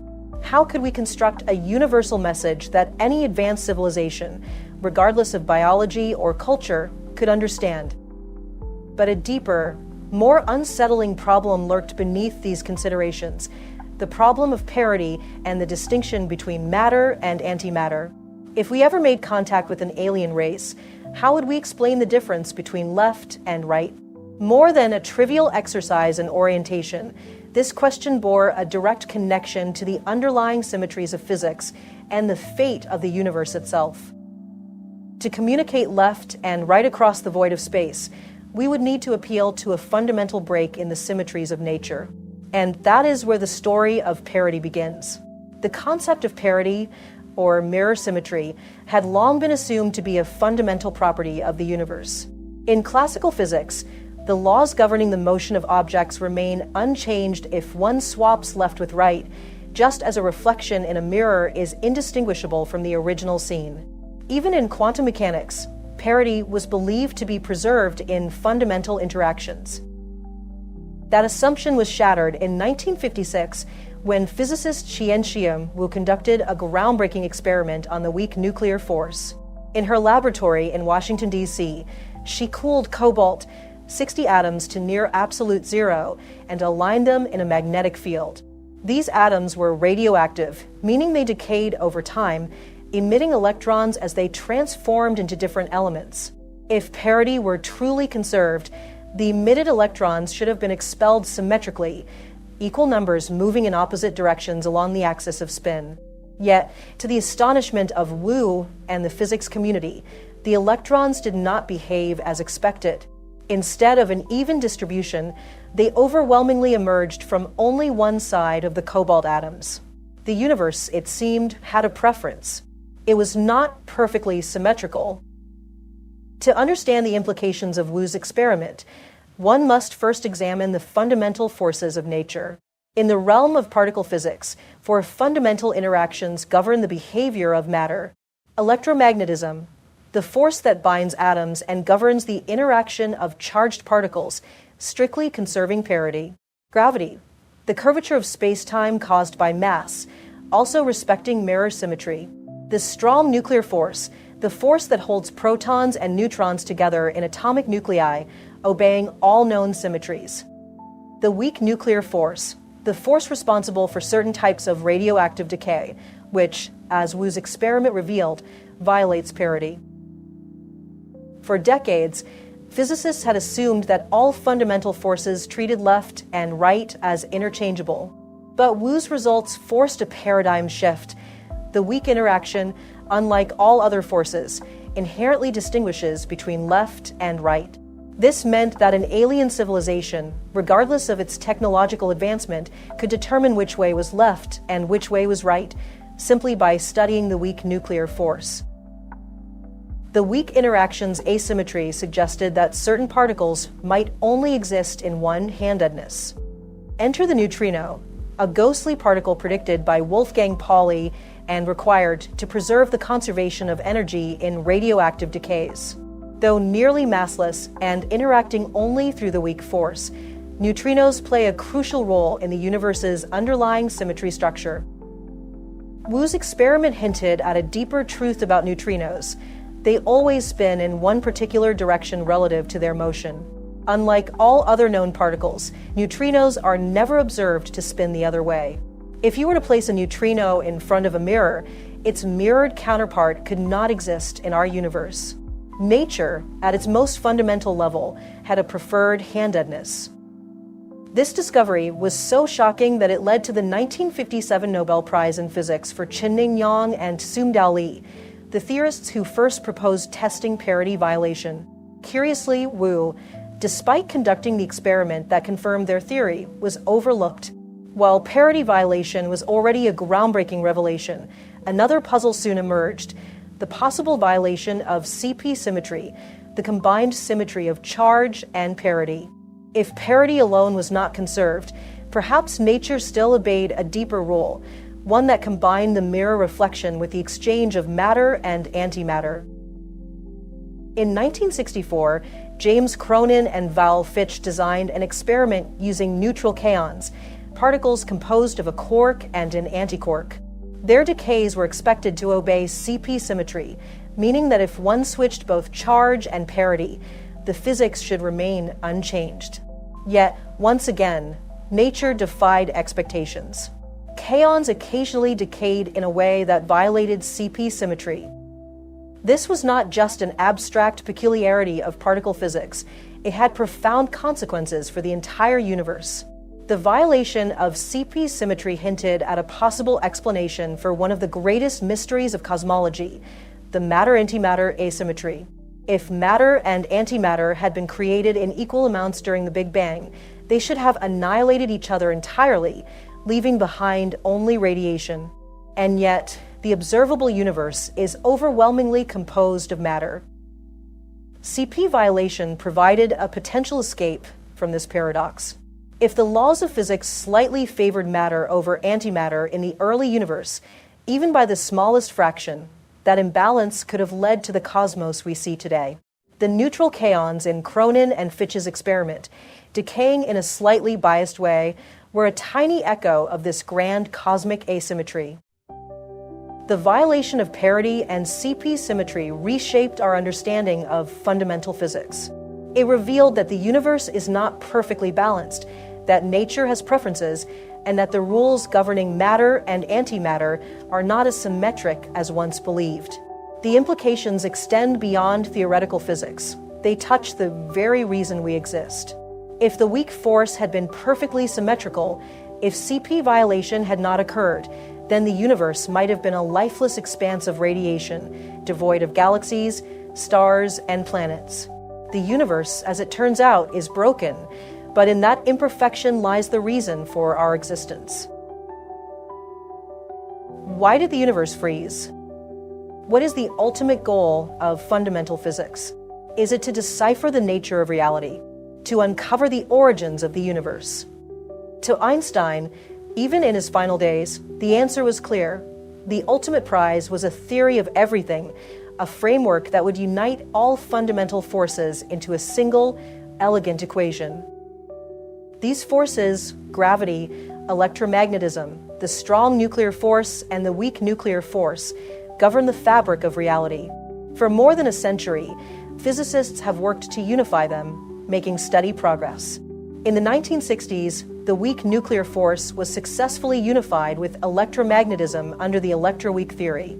Later, the strong nuclear force found its place within quantum chromodynamics. But one force has remained elusive: gravity. The incorporation of gravity into a unified theory remains the final frontier, the missing piece of a puzzle that has captivated physicists for generations. How do physicists build such theories? The guiding principles are symmetry and perfection, two concepts that lie at the heart of nature's design. And to unravel the history of these forces, we must journey back to the beginning of time itself. In the extreme conditions of the early universe, matter and energy existed in an almost unimaginable state. As physicists have uncovered, at sufficiently high energies, the fundamental forces of nature begin to lose their individuality. Their distinct properties fade, and they merge into a single, unified force. Consider electromagnetism and the weak nuclear force. In today's universe, they appear radically different. Electromagnetism governs electric and magnetic interactions, while the weak force is responsible for certain forms of radioactivity. Their mediators, the photon and the W and Z bosons, have vastly different properties. Yet, at sufficiently high temperatures, they become indistinguishable. This is the foundation of the electroweak theory, which tells us that in the early universe, only a single electroweak force existed. It was only as the universe cooled that symmetry was broken and the two forces became distinct. The same principle applies at even higher temperatures. This strong nuclear force, which binds quarks into protons and neutrons, is fundamentally different from electromagnetism and the weak force in today's universe. But at extreme energies, these differences vanish, hinting that all three forces, strong, weak, and electromagnetic, were once one, and beyond that. Theoretical physics suggests that gravity, too, may have been part of this unification. If so, the very birth of the universe was a time of perfect symmetry, when a single superforce ruled all. In the opening moments of the universe's existence, everything was unified. But as the cosmos expanded and cooled, the symmetry of the superforce fractured. One by one, the fundamental forces split off, altering the very nature of the universe at each stage. This process can be understood through the concept of phase transitions, the same principle that governs the transformation of liquid water into solid ice. Just as water loses its liquid symmetry when it freezes, the forces of nature lost their unity as the universe cooled. The first major transition came when gravity separated, an event that likely occurred at the Planck time, around 10 superscript 3 seconds after the Big Bang. This era remains a mystery, shrouded in the unknown physics of quantum gravity. Without a complete theory uniting quantum mechanics and general relativity, the precise nature of this transition remains speculative. The next major fracture came at around 10 superscript 3 seconds, an epoch when the strong nuclear force separated from the electroweak force. This is an era physicists believe they understand much better. It was around this time that the universe underwent one of its most dramatic and transformative events, cosmic inflation. In the late 1970s, physicist Alan Guth confronted an unsettling question about the early universe.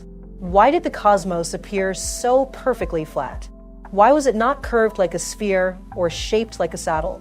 Guth realized that the universe must have undergone an incredible expansion, a period during which space itself stretched exponentially. But Guth's work was also inspired by another mystery, the absence of magnetic monopoles.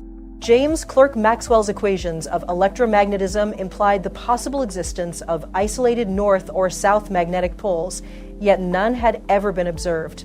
Symmetry suggested they should exist, but they were nowhere to be found. Guth proposed that magnetic monopoles had once been common in the early universe, but were diluted beyond detection by the rapid expansion of space. This idea led to his revolutionary proposal, inflation. During inflation, the universe expanded exponentially, doubling in size 80 times in an instant. This immense stretching smoothed out the geometry of space, explaining its observed flatness, and diluted any exotic particles, like magnetic monopoles, beyond detectability. After inflation, the universe settled into a more conventional expansion, but by then, the fundamental forces had permanently split.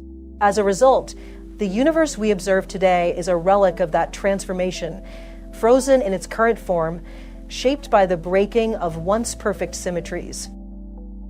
The breaking of cosmic symmetry was not just an academic curiosity, it was a defining moment in shaping reality. If inflation had not occurred, if the forces of nature had not separated, the universe as we know it would not exist. The intricate structures of galaxies, stars, and planets all trace their origins to these primordial fractures in symmetry. And yet, mysteries remain. The final unification of gravity with the other forces continues to elude physicists. The universe's fate, whether it will expand forever, collapse in a big crunch, or transition into another phase, depends on the deepest laws of nature, many of which remain undiscovered. But one thing is clear. In the beginning, there was unity. A perfect, symmetrical force ruled the cosmos. And then, as the universe cooled, perfection gave way to imperfection. The laws of physics as we know them emerged from that breaking of symmetry. The universe, once fluid and formless, froze into its present state. And in that frozen cosmos, we exist, products of a broken, yet beautifully structured, reality. In the earliest moments of the universe, an enigmatic field known as the inflaton dominated the cosmic landscape. The energy density of the universe plummeted dramatically as particles were stripped of their energy, leaving behind an eerily empty and frozen expanse. Yet, beneath this apparent stillness, space itself remained in turmoil. Eventually, the inflaton decayed, marking the end of cosmic inflation and reintroducing its vast reserves of energy back into the universe. This process, known as reheating, elevated the temperature of the cosmos to unfathomable extremes, billions of degrees, giving rise to the primordial matter from which everything we observe today has evolved. However, a curious absence became apparent: the elusive magnetic monopoles, predicted by grand unified theories, were nowhere to be found.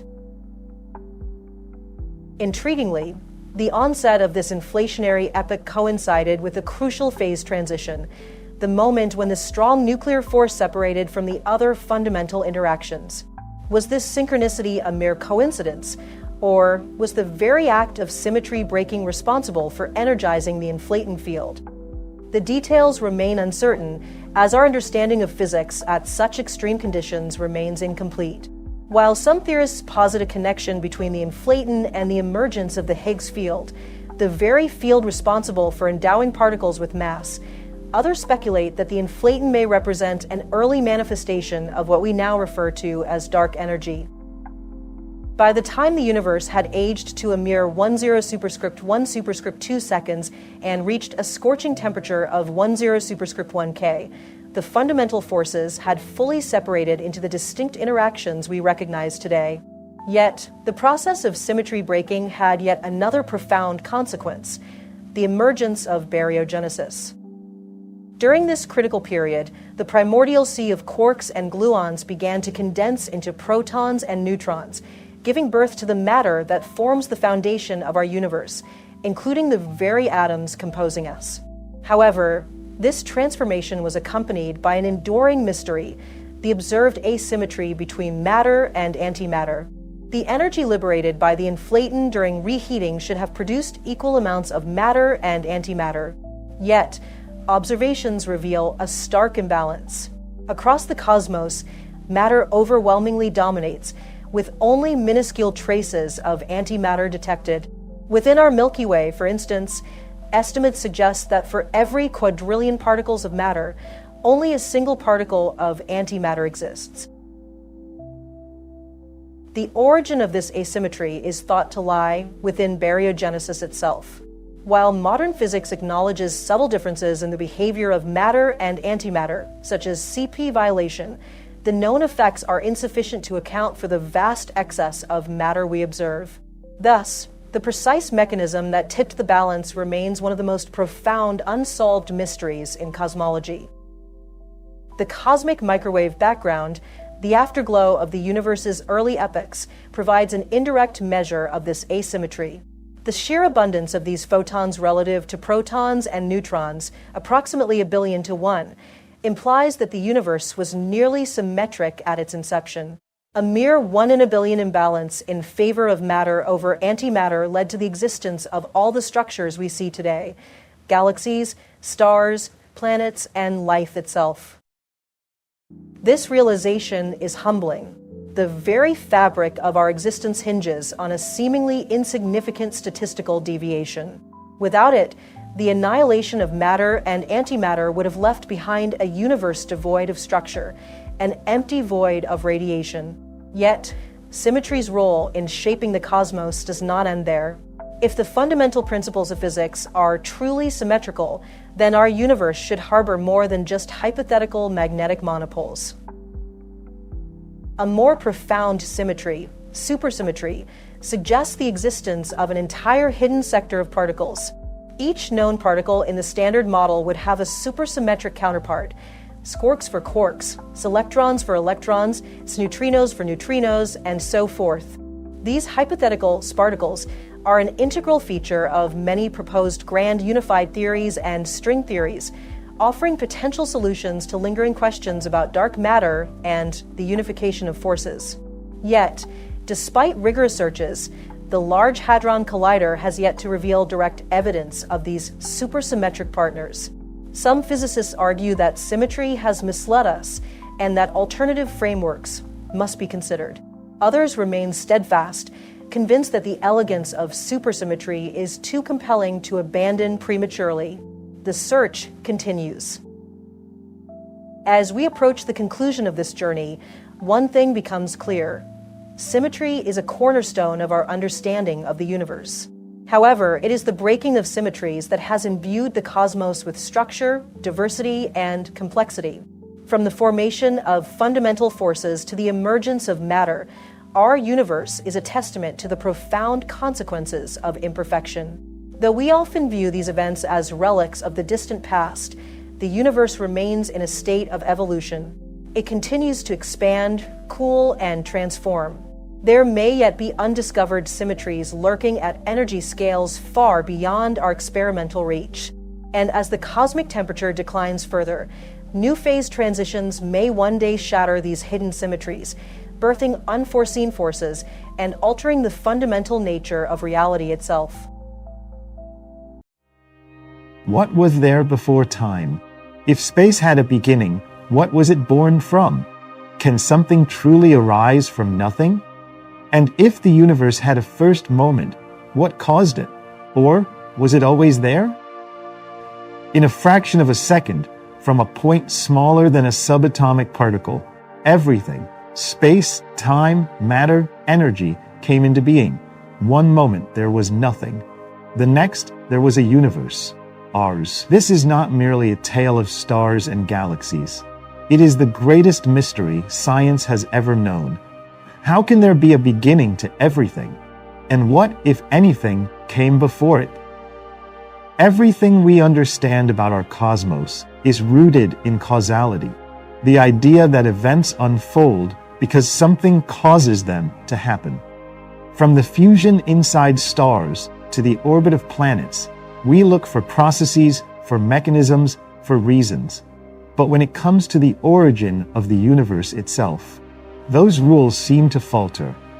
Some physicists, like the late Stephen Hawking, proposed a radical answer. Perhaps there was no before. If space and time are part of the universe, then the beginning of the universe was also the beginning of time. Before that, the concept of before becomes meaningless, like asking what lies north of the North Pole. Or perhaps the Big Bang wasn't the ultimate beginning, but rather the boundary of what we can currently observe. According to the theory of cosmic inflation, our universe experienced a rapid and incomprehensible expansion in its earliest moments, a burst that shaped the structure of all we see. But inflation may not have ended everywhere. Some theories suggest it continues eternally, spawning countless other bubble universes in an endless multiverse. Other scientists imagine something even more cyclical. In the Big Bounce model, our universe is just the latest in a series, expanding, contracting, and rebirthing itself across infinite cosmic epochs. Still others look deeper into the fabric of spacetime. Roger Penrose proposes that at the extremes, when the universe is unimaginably vast, or infinitesimally small, time and scale may lose meaning altogether, rendering the birth and death of universes indistinguishable. And beyond that, the mathematical symphony of superstring theory hints that our universe may be just one membrane, or brain, floating in a higher dimensional reality, its creation the result of a collision between dimensions. Each of these ideas offers a different chapter in the story of creation, but none yet offer the final word. So while the origin of our universe remains unsolved, what we know is this: something did happen. 13.8 billion years ago, our universe began. And in seeking to understand it, we are not only searching for the start of space and time, we are also searching for the boundaries of human understanding. The Planck era, the first pulse of cosmic existence.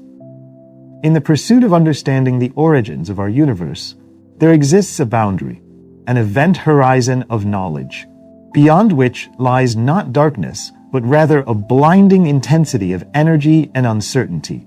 This is the Planck era, the first infinitesimal moment after the universe began, a period so brief, so dense, and so energetic that our deepest theories of physics collapse into paradox and mathematical singularity. To traverse the conceptual terrain of the Planck era is to abandon the world as we know it.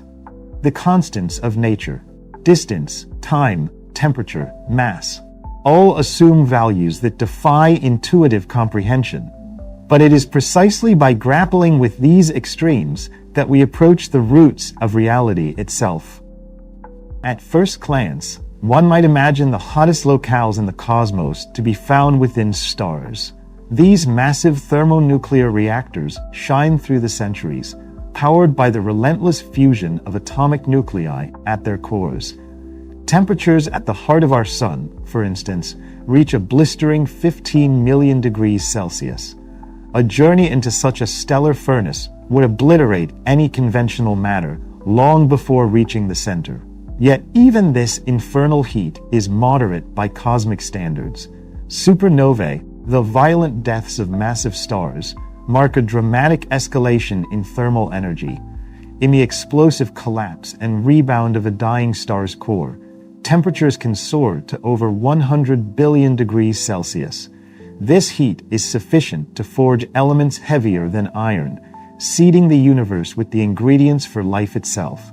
Yet still, this is not the summit of temperature.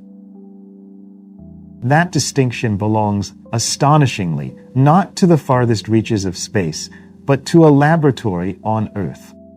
In 2012, deep beneath the Alps near the Swiss-French border, the Large Hadron Collider at CERN achieved a temperature of roughly 5.5 trillion degrees Celsius. This was the result of smashing lead ions together at near-light speeds, creating a microscopic fireball of quark-gluon plasma, primordial state of matter believed to have existed shortly after the birth of the universe. In that fleeting instant, the LHC replicated conditions not seen in 13.8 billion years. And yet, as titanic as that figure may seem, it is only a fragment of the full picture. The maximum temperature that the universe can theoretically support is far beyond what our particle accelerators can touch. This upper bound is known as the Planck temperature, the highest meaningful temperature in physical theory. Beyond this point, temperature ceases to be a useful concept, because the energies involved would tear apart the very particles that constitute reality. Temperature, in the language of physics, is not merely a measure of heat. It is the average kinetic energy of particles, their motion, vibration, and agitation. At absolute zero, all motion theoretically ceases. At the opposite extreme lies the Planck temperature, a figure so immense that it marks the limit beyond which matter and energy can no longer coexist in known forms. It arises from a confluence of constants, the speed of light, the gravitational constant, and Planck's constant, a trio of quantities that together define the Planck units. These natural units set the scale at which quantum mechanics and gravity converge into a single inseparable phenomenon. Max Planck, the pioneering German physicist whose name graces these concepts, introduced the idea of quantized energy at the dawn of the 20th century. His work laid the foundation for quantum theory, beginning with the revolutionary insight that light is not a continuous wave, but is emitted in discrete packets, photons. From this initial quantization of electromagnetic radiation, a new vision of nature emerged, one in which even space, time, and gravity might be subject to quantum rules. From Planck's work arises a set of fundamental units that define the limits of measurable reality. The Planck length, for instance, is the smallest meaningful unit of space, approximately 100 quintillion times smaller than a proton. It is the length scale at which classical ideas of geometry and distance begin to dissolve under the influence of quantum fluctuations.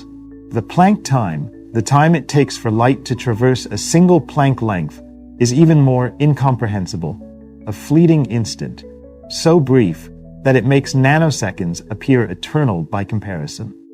This is the age of the universe at the onset of the Planck era, a time when our observable cosmos was only 1 Planck time old and had a diameter of just 1 Planck length. And then there is the Planck temperature. This is not merely the hottest anything can be, it is the point at which traditional physics ceases to be reliable. At this temperature, the energy contained within a single region of space is so concentrated that it distorts space-time itself. Quantum uncertainty and gravitational collapse occur simultaneously, and the very concept of particles breaks down. To understand the relevance of Planck units, one must consider the nature of cosmic expansion. The universe, as we now understand it, has been expanding and cooling since its inception. Whether or not the universe is spatially infinite, it is clear that our observable region, the portion from which light has had time to reach us, is finite, bounded by the age of the cosmos and the speed of light. As we look back in time, the observable universe contracts. Its mass-energy content remains the same, but its volume diminishes. Eventually, we reach the Planck time, the earliest definable moment in cosmic history. At this point, the density and temperature of the universe reach their maximum possible values. The entire observable cosmos, now trillions of times smaller than a proton, is compressed into a fireball of unimaginable energy. This is the Planck era. In today's cosmos, the behavior of matter and energy is governed by 4 fundamental interactions: the strong nuclear force, the weak nuclear force, electromagnetism, and gravity. Each of these forces has a corresponding messenger particle: gluons for the strong force, W and Z bosons for the weak force, photons for electromagnetism, and a hypothetical graviton for gravity. By the end of the 19th century, Planck and others had already begun to see that electromagnetism could be described in terms of quantized fields. Later, it became clear that the strong and weak forces were also susceptible to quantum treatment. Gravity, however, remained the outlier. Einstein's general theory of relativity redefined gravity not as a force, but as the curvature of spacetime, caused by mass and energy. This model has withstood a century of experimental verification, from the bending of starlight to the detection of gravitational waves. But it breaks down at quantum scales. During the Planck era, the entire observable universe existed within a volume so minuscule that quantum effects could not be ignored. Gravity, operating on this scale, must itself be quantized. But our current theories cannot describe such a scenario. Herein lies one of the most profound challenges in modern physics: the incompatibility between general relativity and quantum mechanics. Each is supremely successful within its own domain. General relativity governs the large-scale structure of the universe, while quantum mechanics governs the subatomic realm. But at the Planck scale, the two must coexist, and yet their mathematical frameworks conflict. This impasse has spurred the search for a unifying theory: quantum gravity. Such a theory would describe the behavior of gravity in quantum terms, reconciling the smooth geometry of Einstein with the probabilistic fuzziness of quantum physics. Various candidates have emerged. One is the graviton, a hypothetical particle that transmits the gravitational interaction. However, gravity is vastly weaker than the other forces, and detecting a single graviton remains beyond our experimental reach. Other approaches take radically different forms. Loop quantum gravity suggests that space-time itself is not continuous, but composed of discrete loops of quantum geometry. Space becomes quantized, structured, like a woven fabric of microscopic threads. This theory reformulates general relativity in terms of these loops, offering new mathematical tools for addressing gravity on small scales. Perhaps the most ambitious proposal is string theory. String theory also gives rise to M-theory, an overarching framework that includes not just strings, but also higher dimensional objects known as branes. These entities may stretch across multiple dimensions, and their interactions could give rise to entire universes. Even in the absence of experimental data, theoretical physicists have attempted to visualize the texture of space-time at the Planck scale. In the 1950s, the American physicist John Archibald Wheeler introduced the concept of quantum foam, a seething, dynamic structure underlying the fabric of space-time. According to Wheeler, the uncertainty principle renders space and time fundamentally unstable at the smallest scales. Instead of smooth continuity, the Planck-era universe resembles a chaotic froth. Tiny wormholes and micro-black holes flicker into and out of existence, governed by fluctuations that defy classical causality. The orderly space-time we experience today emerges from this quantum chaos only as the universe expands and cools. In such a regime, it becomes impossible to measure position, energy, or time with precision. The very concepts we use to describe physical phenomena lose their coherence. And yet, out of this uncertainty, order will eventually emerge. The Planck era does not last. It is over almost as soon as it begins, 100 million trillion trillionths of a second after the Big Bang. Yet, in that ephemeral flicker, the stage is set for everything that follows. As the universe expands, it cools ever so slightly. The quantum fluctuations begin to stabilize. The fundamental forces differentiate from one another. The first particles condense from energy. This marks the end of the Planck era and the beginning of a universe that, while still unrecognizably alien by modern standards, can be described by the laws of physics we know today. From this moment forward, we can trace the universe's evolution with increasing clarity through the formation of atoms, stars, galaxies, and eventually life. But the mystery of that first moment remains. It is the question at the heart of cosmology, quantum physics, and gravitation alike. What happens when all the forces of nature become one? The answer remains hidden, encrypted within the mathematics of theories yet to be proven, and perhaps forever beyond the reach of experimentation. Still, to gaze backward into that initial moment is not futile. It is an act of intellectual purge, a tribute to the human spirit's unyielding drive to understand. In contemplating the Planck era, we confront not only the limits of our knowledge, but the birth of reality itself. Grand unification, the first flicker beyond the Planck curtain. In the modern cosmos, all matter and energy conform to the governance of four fundamental forces: gravity, electromagnetism, the strong nuclear force, and the weak nuclear force.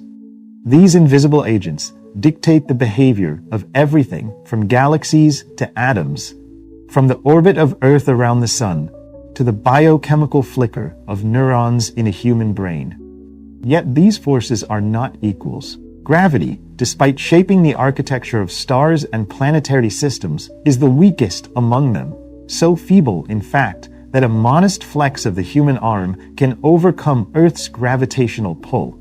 Contrast this with the strong nuclear force, an overwhelming adhesive that binds protons and neutrons within atomic nuclei and ensures the cohesion of matter itself. Electromagnetism is no less pivotal, enabling light, electricity, chemistry, and the very sensory interaction between our minds and the material world. The weak nuclear force, often overlooked due to its name, plays a vital role in radioactive decay and the nuclear reactions that power the stars. In our present epoch, these forces appear distinct, their identities well defined, and their behaviors experimentally verified. But the early universe was a far more chaotic and exotic domain, a crucible in which the distinctions we now observe were blurred and the boundaries between forces collapsed. Immediately following the Planck era, during what is known as the Grand Unification epoch, the cosmos operated under a dramatically reduced set of physical rules. The four fundamental forces were not yet separate. Instead, the universe was governed by only two: gravity and emerged force, uniting the strong, weak, and electromagnetic interactions. To comprehend how three distinct forces could dissolve into one, we must turn to the concept of energy unification. At high enough temperatures and densities, the familiar properties of these forces begin to shift. Analogously, consider a spinning coin in the air. Before it lands, the coin does not present a definite face. The distinction between heads and tails blurs into a whirling unity. Only once its kinetic energy dissipates does the coin settle, and the outcome becomes determined. This metaphor captures the spirit of unification at high energies.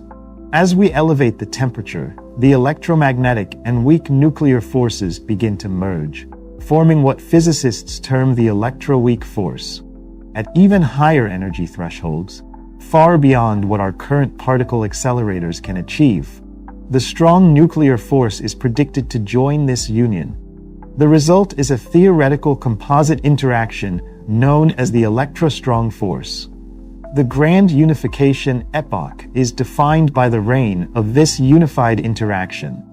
Grand unification theories, as proposed within the framework of quantum field theory, strive to mathematically describe this convergence. Although the electroweak unification has been empirically verified through experiments at CERN and other particle colliders, the unification of the strong force remains speculative.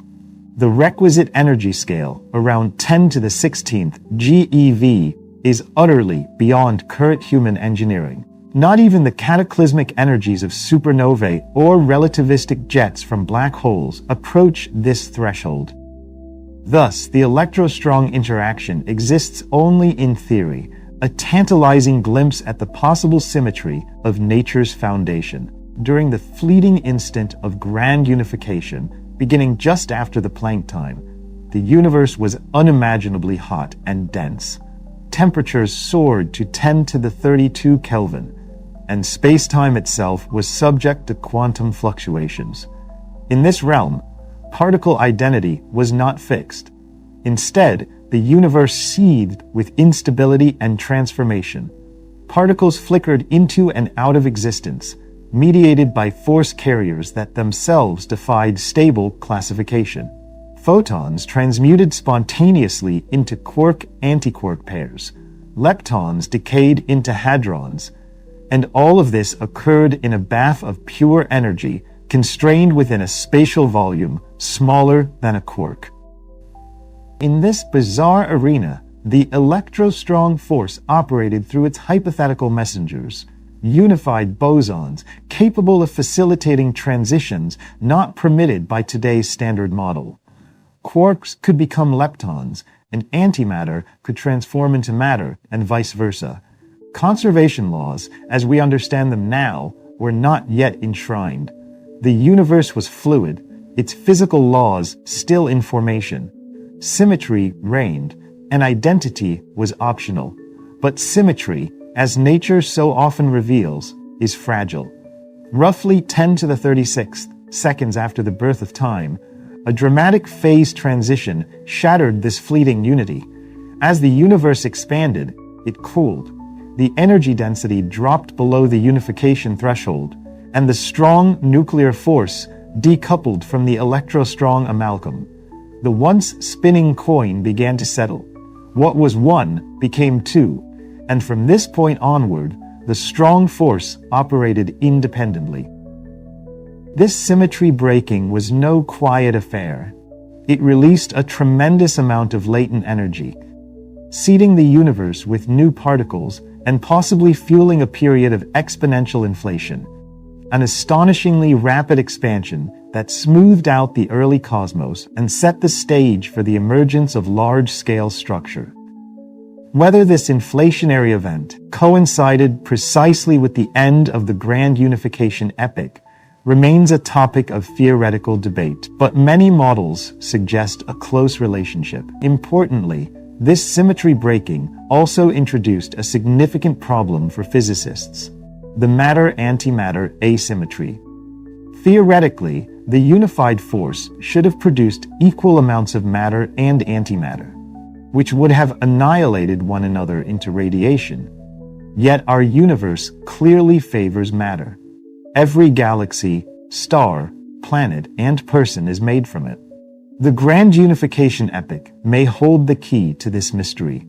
Certain guts allow for processes that violate baryon number conservation, enabling the decay of heavy particles into more matter than antimatter.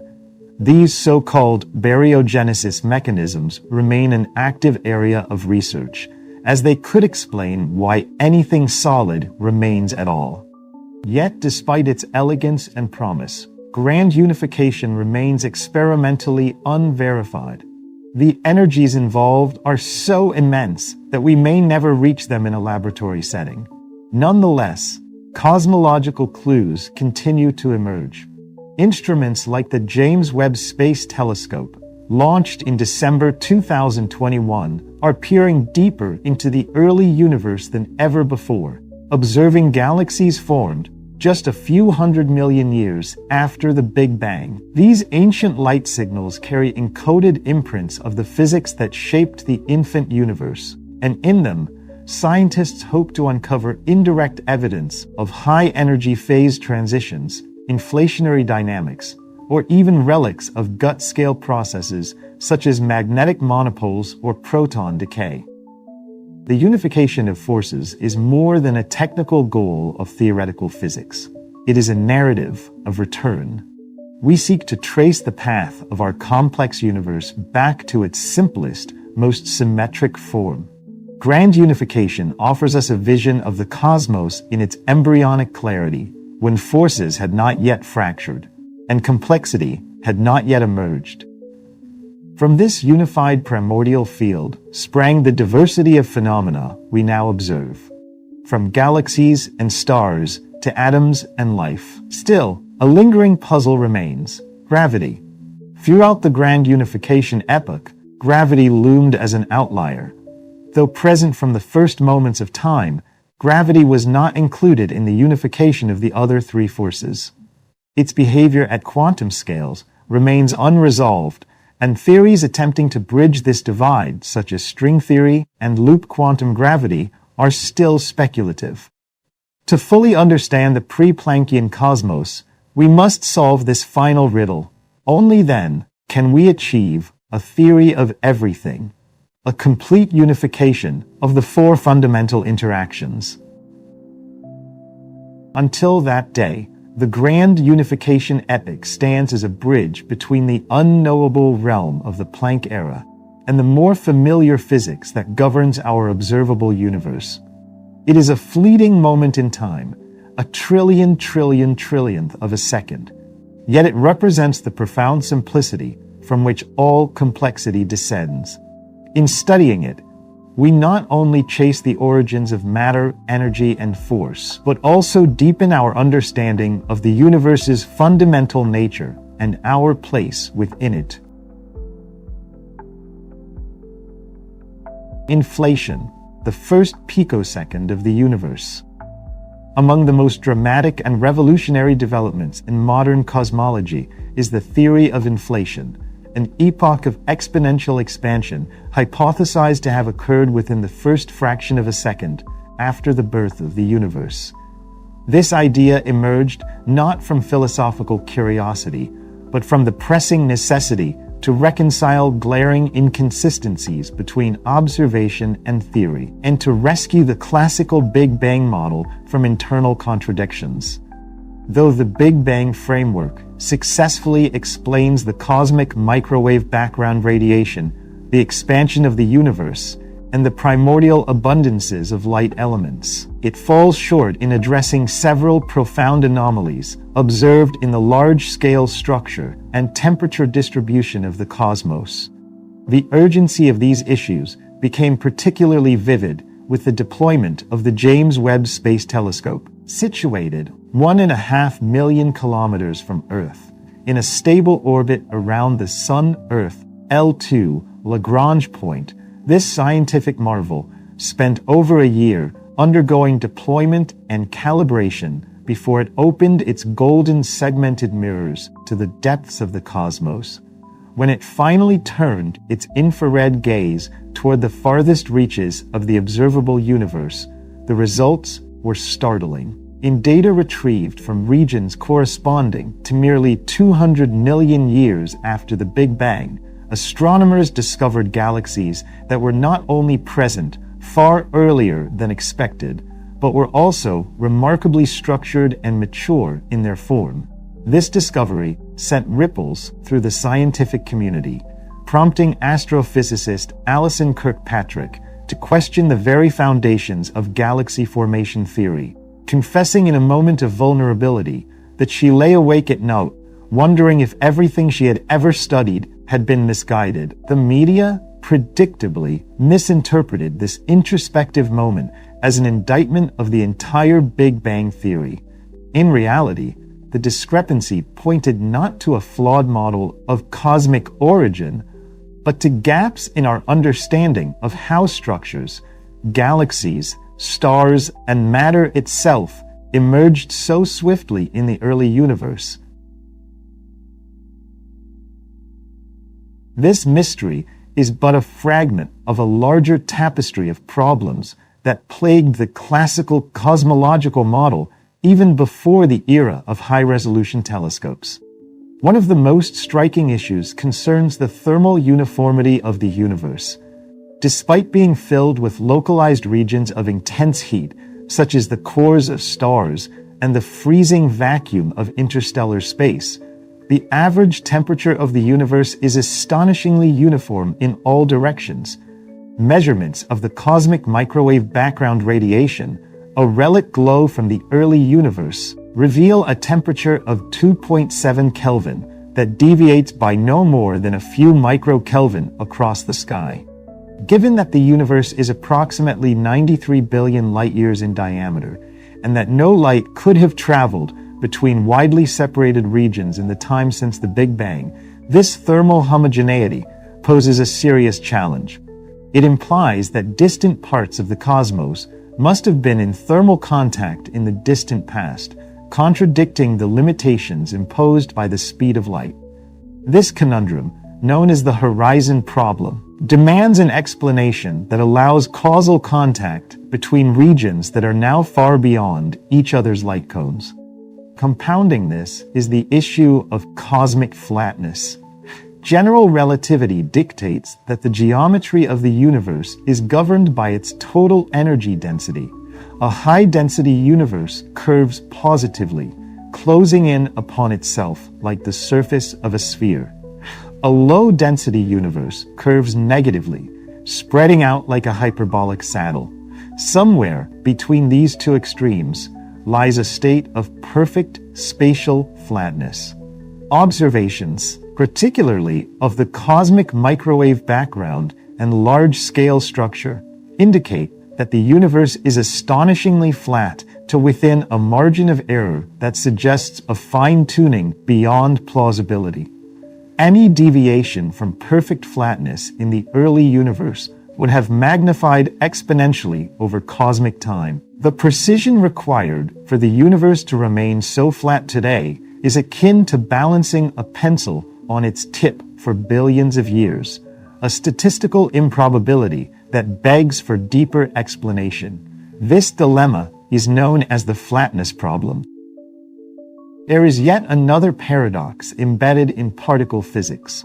Many grand unified theories, which seek to unify the strong, weak, and electromagnetic forces at extremely high energies, predict the formation of magnetic monopoles, particles possessing a single magnetic pole, either north or south. Unlike electric charges, where isolated positive and negative charges exist in abundance, no such monopoles have ever been observed for magnetism. Every magnetic field we detect is a dipole with inseparable north and south poles. Theoretically, the early universe should have produced a vast number of magnetic monopoles, but none have been detected. Their absence presents an unresolved inconsistency between theory and observation, one that standard cosmological models fail to address. It was under the weight of these cumulative anomalies that the concept of inflation was born. In December 1979, theoretical physicist Alan Guth proposed a radical hypothesis while contemplating the monopole problem. He suggested that the early universe underwent a brief but stupendously rapid phase of exponential expansion. Rather than a linear, gradual unfolding of space from a singular origin, Guth envisioned a moment when the universe expanded faster than the speed of light, not in violation of relativity, since it was space itself that expanded, not matter traveling through it. During this fleeting moment, lasting less than a trillionth of a second, the universe doubled in size dozens of times, resulting in a net increase in volume so vast that it fundamentally reshaped the structure and appearance of the cosmos. To comprehend the scale of this inflation, consider the exponential nature of doubling. If a piece of paper 1/10 of a millimeter thick were folded in half, it would double in thickness.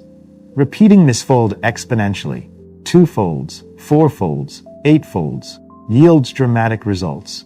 By the 10th fold, the paper is as thick as a hand. By the 30th, it reaches into space. At 42 folds, the paper's height would stretch to the moon, 51 folds to the sun. At 90 folds, the thickness surpasses the span of the Virgo supercluster, 100 million light-years across. This is the metaphorical scale of the inflationary expansion Guth proposed. From a quantum speck to a galactic sea in less than a heartbeat of cosmic time. Inflation, in its breathtaking scope, solves the problems that plagued early cosmological models. It explains the thermal uniformity we observe not by asserting faster-than-light communication, but by proposing that the observable universe originated from a much smaller region that was once in causal contact and thermal equilibrium.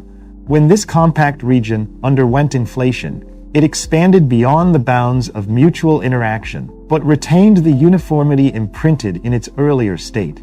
In this way, inflation resolves the horizon problem without violating the laws of physics. Similarly, inflation offers a resolution to the flatness problem. By stretching any initial curvature to near zero, it renders the observable universe effectively flat, just as the surface of a massive sphere appears flat to someone walking on it. So too does the vast, inflated universe appear geometrically neutral on the scales we can observe. What might be a curved higher-dimensional manifold is to us indistinguishable from a flat continuum. And in the case of magnetic monopoles, inflation provides a dilution mechanism. If these exotic particles did exist in the early universe, their density would have been dramatically reduced by the rapid expansion, spreading them so thinly across the cosmos that detecting even one would be statistically improbable. The observable universe may contain only a few such relics, dispersed over such immense volumes that our instruments have yet to encounter them. Underpinning this theoretical edifice is the inflaton field, a hypothetical scalar field responsible for driving inflation. Initially trapped in a metastable high-energy state, the inflaton field exerted a form of negative pressure, causing space to expand exponentially. Eventually, the field decayed into a lower energy state, releasing vast amounts of energy into the universe in a process called reheating. This marked the end of the inflationary epoch and the beginning of a hot radiation-dominated universe. During reheating, the energy stored in the inflaton was converted into a dense plasma of particles, quarks, leptons, and gauge bosons, setting the stage for the evolution of matter and radiation as we understand them. Crucially, quantum fluctuations in the inflaton field were also inflated to cosmic proportions. Originally minute and transient, these irregularities became the seeds for the large-scale structure of the universe.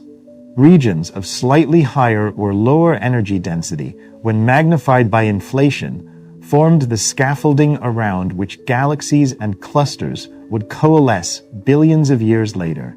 The cosmic web of filaments, voids, and superclusters finds its origin in the ephemeral jitter of quantum fields in a universe that was still younger than a trillionth of a second. With the end of inflation and the decay of the inflaton field, the universe entered the Electroweak epoch. This era, lasting until around a trillionth of a second after the Big Bang, was governed by the unified electroweak force and populated by a churning sea of particles and antiparticles.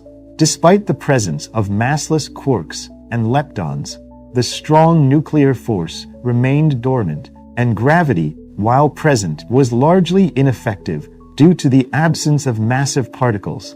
The universe was a roiling, high-energy plasma, but the laws of physics as we know them were beginning to emerge. Yet, the universe was still incomplete.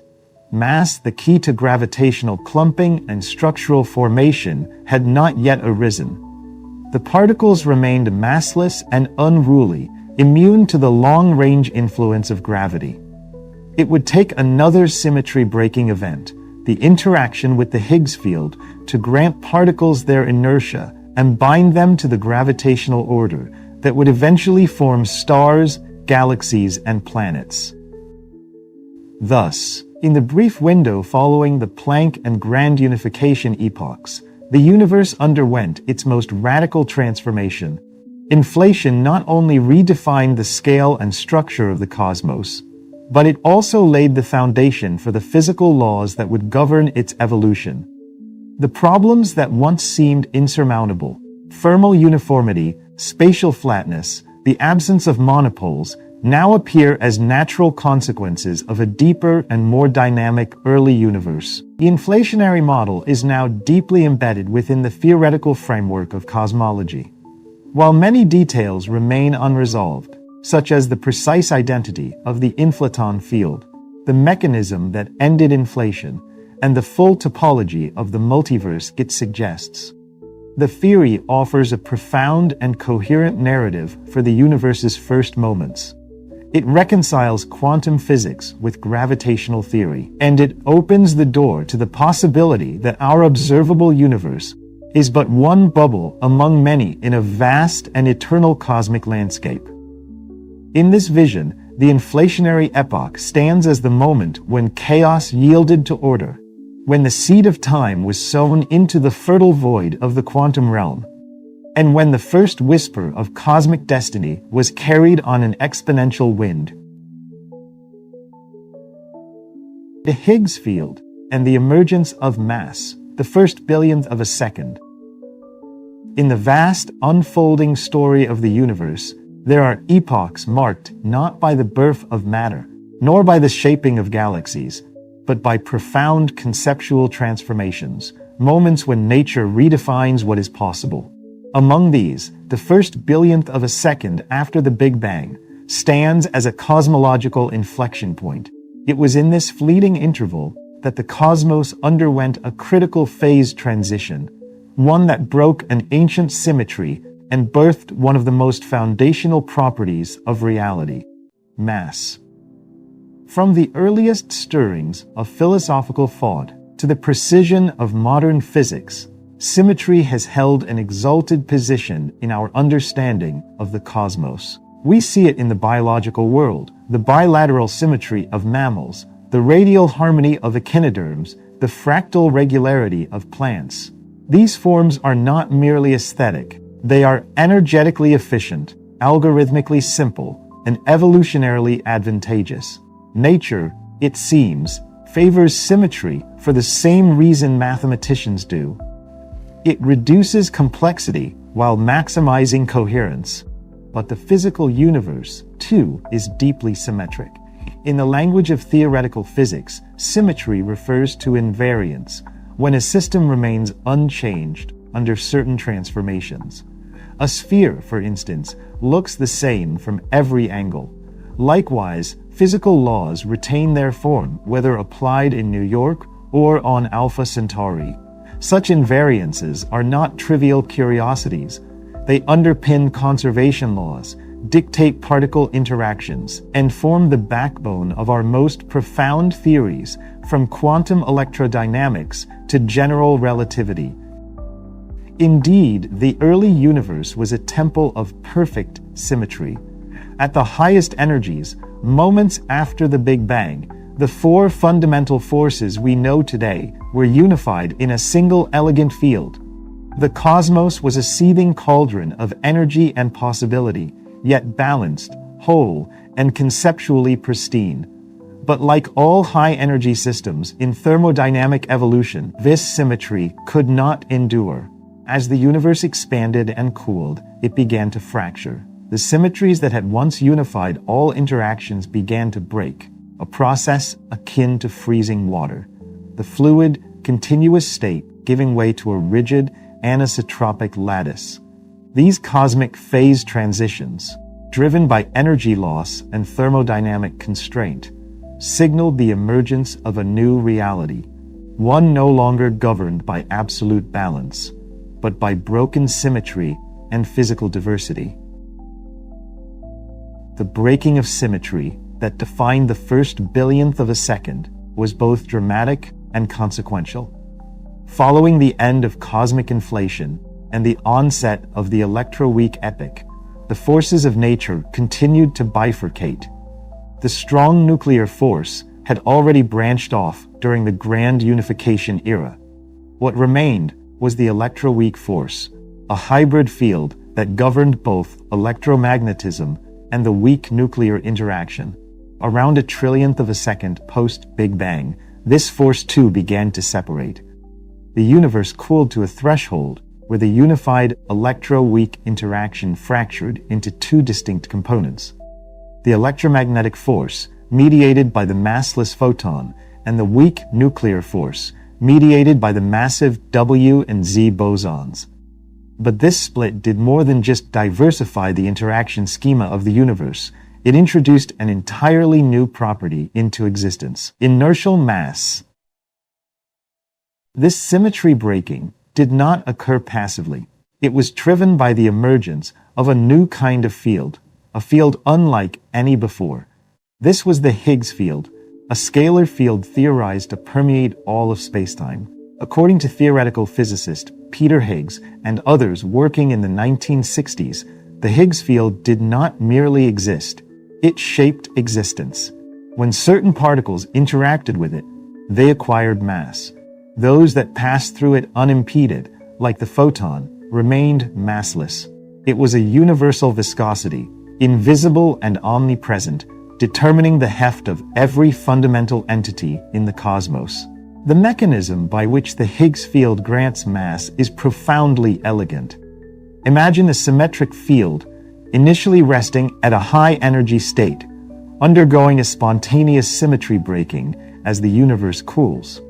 Like a ball rolling from the peak of a hill into one of many possible valleys, the Higgs field settles into a lower energy configuration.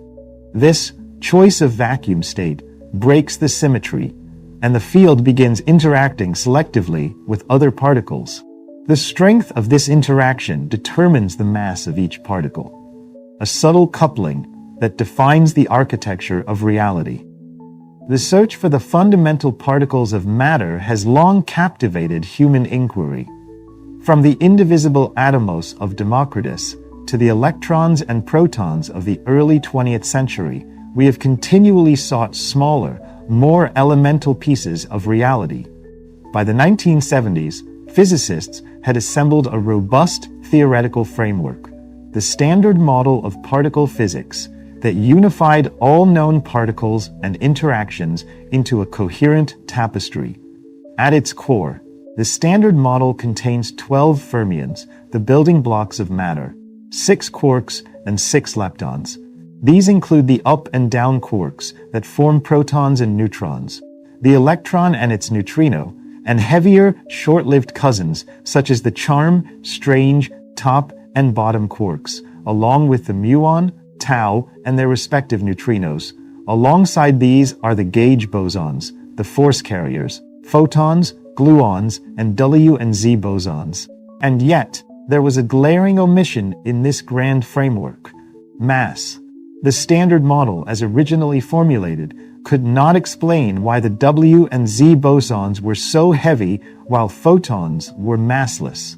Nor could it account for the hierarchy of fermion masses, why the top quark outweighs an electron by a factor of over 300,000, or why neutrinos are so light they are barely detectable.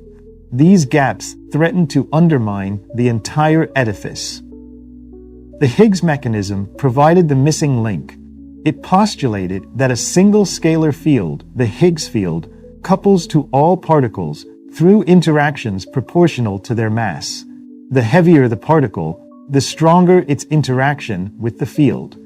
The W and Z bosons, for instance, interact intensely, explaining their considerable mass, while photons do not interact at all, remaining weightless. Electrons, quarks, and other fermions fall somewhere in between. But this theory came with a caveat. The Higgs boson, the quantized excitation of the field, had to exist. And it had to be found. Confirming the Higgs field's existence required a technological leap. To probe energies corresponding to the early universe's conditions, scientists needed colossal machines, particle accelerators that could replicate those ancient moments. The Tevatron at Fermilab and the Large Hadron Collider at CERN became the central battlegrounds for this experimental quest. It was no easy task.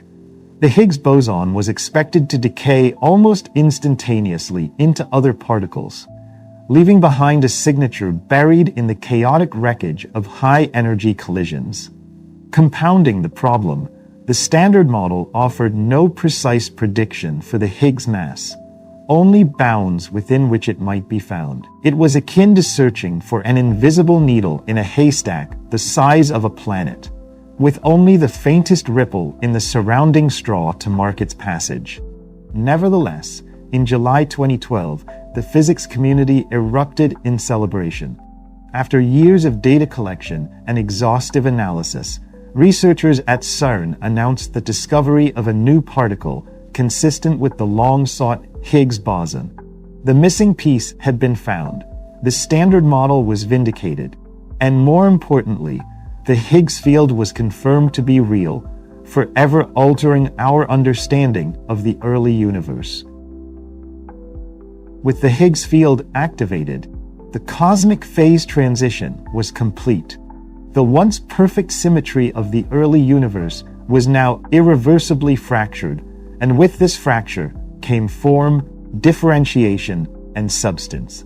Particles that had floated massless through the pre-Higgs vacuum were now endowed with mass and inertia, becoming susceptible to gravitational influence and capable of forming bound structures. The electroweak force had split into two distinct interactions, mediated by different bosons of vastly different mass. The photon, exempt from Higgs coupling, remained free to travel infinite distances, laying the groundwork for electromagnetism and light. The W and Z bosons, now massively burdened, became short-range messengers of the weak interaction, central to processes such as radioactive decay. Meanwhile, quarks, now massive, began to coalesce under the strong force into hadrons, protons, neutrons, and their exotic cousins. Electrons, too, now bore mass, allowing them to orbit nuclei, setting the stage for the eventual formation of atoms. The primordial soup of quark-gluon plasma, forged in the furnace of inflation and sculpted by the Higgs, now contained all the ingredients necessary for structure. It is worth noting that even with the Higgs field's action, the origin of most mass in the universe is still not the mass of fundamental particles themselves. A proton, for example, derives more than 90% of its mass not from the quarks it contains, but from the kinetic and binding energy of those quarks and gluons within. In other words, the lion's share of mass arises from energy, bound and trapped within quantum systems. Mass is, at its core, a form of confined motion, E equals mc squared given form. By the end of the first billionth of a second, the universe was transformed. The Standard Model particles were in place. The four fundamental forces were separated. The Higgs field had woven mass into the very fabric of the cosmos.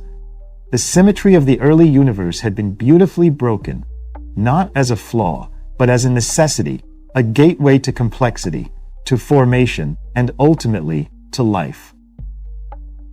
The quark era had now begun in earnest.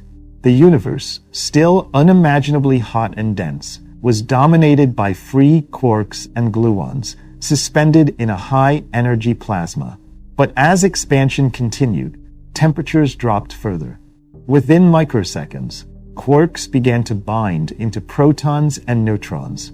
Within minutes, the first atomic nuclei would form, and hundreds of thousands of years later, atoms would capture electrons, releasing the first light into a dark cosmos. Yet none of that, no stars, no chemistry, no consciousness, could have occurred without the events set in motion during the first billionth of a second.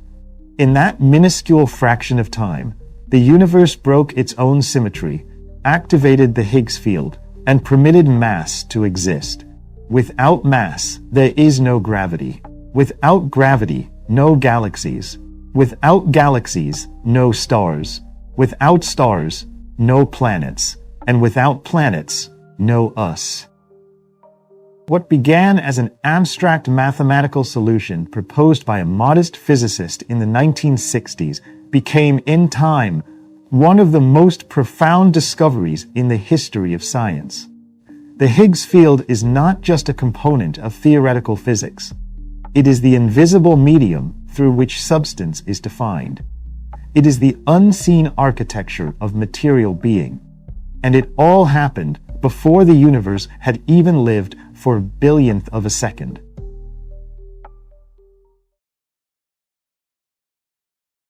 Fine-tuning, protons, neutrons, and the vanishing of antimatter. The first millionth of a second. Within the first millionth of a second following the Big Bang, the universe embarked upon a journey of extraordinary refinement, an unfolding not of chaotic disorder, but of subtle calibration. While this early stage was still governed by staggering temperatures and densities, it already bore the fingerprints of balance, proportion, and, most remarkably, fine-tuning. At first glance, the cosmos in its infancy was violent and frenetic. Yet beneath the turbulence lay a tapestry of exquisite precision, a scaffolding upon which all complexity would one day emerge. As we examine this formative epoch, three major themes converge: the delicate calibration of the physical constants, the formation of composite hadronic particles, protons and neutrons, and the puzzling imbalance between matter and antimatter. Each of these elements, though distinct, is inextricably intertwined in the narrative of how a seemingly chaotic Big Bang culminated in a cosmos capable of forming stars, galaxies, and conscious observers. The universe, despite its staggering diversity, is governed by a set of fixed, immutable quantities known as the fundamental constants of nature. These values underpin all physical laws, yet they appear neither derived nor constrained by deeper principles. The speed of light in a vacuum, Planck's constant, the gravitational constant, and the fine structure constant are among these crucial numbers. They define the strength of forces, the stability of matter, and the evolution of cosmic structure. Crucially, they appear arbitrary, yet their values seem delicately chosen. This is not idle curiosity. The values of these constants directly influence the behavior of all matter and energy. Had the fine structure constant, which determines the strength of the electromagnetic interaction, differed by even a few percent, the formation of stable atoms might have been impossible. A larger value would have tightly bound electrons to nuclei, preventing chemical reactions. A smaller one would have made electron capture too feeble for atomic stability. The same holds for the gravitational constant. Were it stronger, stars would burn rapidly and collapse violently. Were it weaker, matter would remain diffuse, and star formation might never commence. Yet it is not just the strength of the fundamental forces that is finely tuned. It is also the masses of the elementary particles themselves. The masses of the up and down quarks, the electron, and the neutrinos are set at seemingly arbitrary but critical values. Why is the down quark slightly heavier than the up quark? Why does the proton weigh less than the neutron? Even the celebrated Higgs mechanism, which provides a process by which particles acquire mass, does not explain why the values are what they are. The constants are, at present, inputs not outputs of our most successful theories. As the universe cooled below 1 trillion degrees, around the millionth of a second mark, it transitioned into a phase in which quarks and gluons, once free and unbound, could finally coalesce into composite particles. This marks the onset of the hadron epoch. The formation of baryons, primarily protons and neutrons, became energetically favorable, and the strong nuclear force, mediated by gluons, forged the first stable nuclear matter. The proton, composed of 2 up quarks and 1 down quark, is a positively charged, stable hadron. The neutron, containing 2 down quarks and 1 up, is electrically neutral. Yet this compositional difference has deep consequences. The up quark carries a fractional electric charge of plus 2/3, while the down quark has minus 1/3. 2 ups and 1 down yield a net charge of plus 1, the proton. 2 downs and an up yield 0, the neutron. But this configuration is not a simple static assembly. The internal structure of protons and neutrons is a dynamic quantum sea, a frothing chaos of virtual particles. Quantum chromodynamics tells us that inside hadrons, valence quarks are constantly accompanied by a shifting menagerie of virtual gluons and transient quark-antiquark pairs. Even charm quarks, much heavier than up or down quarks, can momentarily flicker into existence inside a proton before vanishing. These fluctuations, ephemeral and probabilistic, contribute significantly to the total mass and behavior of the hadron. In fact, over 90% of the proton's mass arises not from the mass of its constituent quarks, but from the dynamic energy of the strong nuclear field that binds them. And yet, for all their complexity, these baryons began to dominate the universe's inventory. The interplane of strong and weak nuclear forces governed their formation and transmutation. The weak force, in particular, allowed for transformations between protons and neutrons via processes such as beta decay. In this way, the early universe maintained a dynamic equilibrium between these two building blocks of matter. But as the universe expanded, it cooled further, reducing the energy available for such conversions. Around 1 second after the Big Bang, this process began to freeze out. The ratio of protons to neutrons at that moment was no longer governed by thermodynamic equilibrium, but by the relative masses of the up and down quarks. And here, the fine-tuning of nature re-emerged. Because the neutron is slightly heavier than the proton by a margin of approximately 1.3 MeV, the final freeze-out of the weak force left the universe with a surplus of protons. The heavier neutrons, unless bound into nuclei, would decay into protons, electrons, and antineutrinos. As a result, the emerging baryonic matter of the universe skewed strongly toward protons. This imbalance, subtle though it was, had profound implications. Protons, being positively charged, interact electromagnetically and can bind with electrons to form hydrogen atoms, the foundational building blocks of all chemistry. Neutrons, by contrast, are uncharged and cannot form stable atoms alone, while neutrons do serve essential roles within atomic nuclei, providing the nuclear glue that offsets proton-proton repulsion. The proton is the fundamental unit of atomic identity. A universe in which neutrons had been favored would have been a very different place. In such a cosmos, the stability of hydrogen would have been compromised. Chemistry, based upon the diversity of atomic structures, would be nearly impossible. Without long-lived hydrogen, stars could not form, and the nuclear fusion that creates heavier elements would be absent.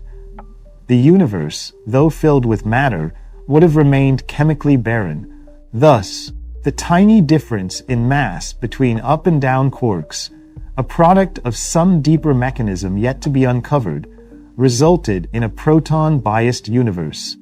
It is this proton asymmetry that enabled the synthesis of elements, the ignition of stars, and the eventual emergence of biology and consciousness. And yet, another imbalance was unfolding during this same epoch, one no less critical and no less mysterious: the overwhelming absence of antimatter. According to our best understanding of physics, energy can be converted into matter and antimatter in equal parts.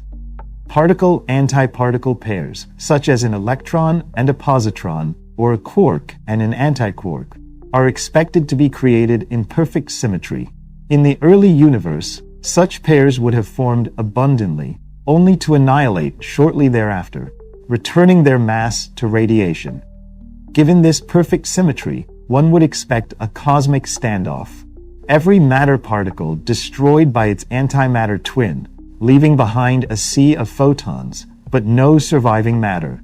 But that is not what we observe. The universe we inhabit is overwhelmingly composed of matter. There are stars, planets, and galaxies, but virtually no large-scale domains of antimatter. No gamma-ray annihilation signals are observed between adjacent antimatter galaxies. No positronic halos shimmer at the edges of spiral arms. Even in high-energy astrophysical environments, antimatter remains a rarity. Where did all the antimatter go? Current models suggest that for every 1 billion antimatter particles created in the early universe, there were 1,000,000,001 matter particles. That tiny asymmetry, 1 in a billion, was sufficient to seed all the stars and galaxies we observe today. The rest annihilated into photons during the earliest moments of cosmic history. Seeking the roots of baryon asymmetry, physicists call this the baryon asymmetry problem, and despite decades of investigation, its resolution remains elusive.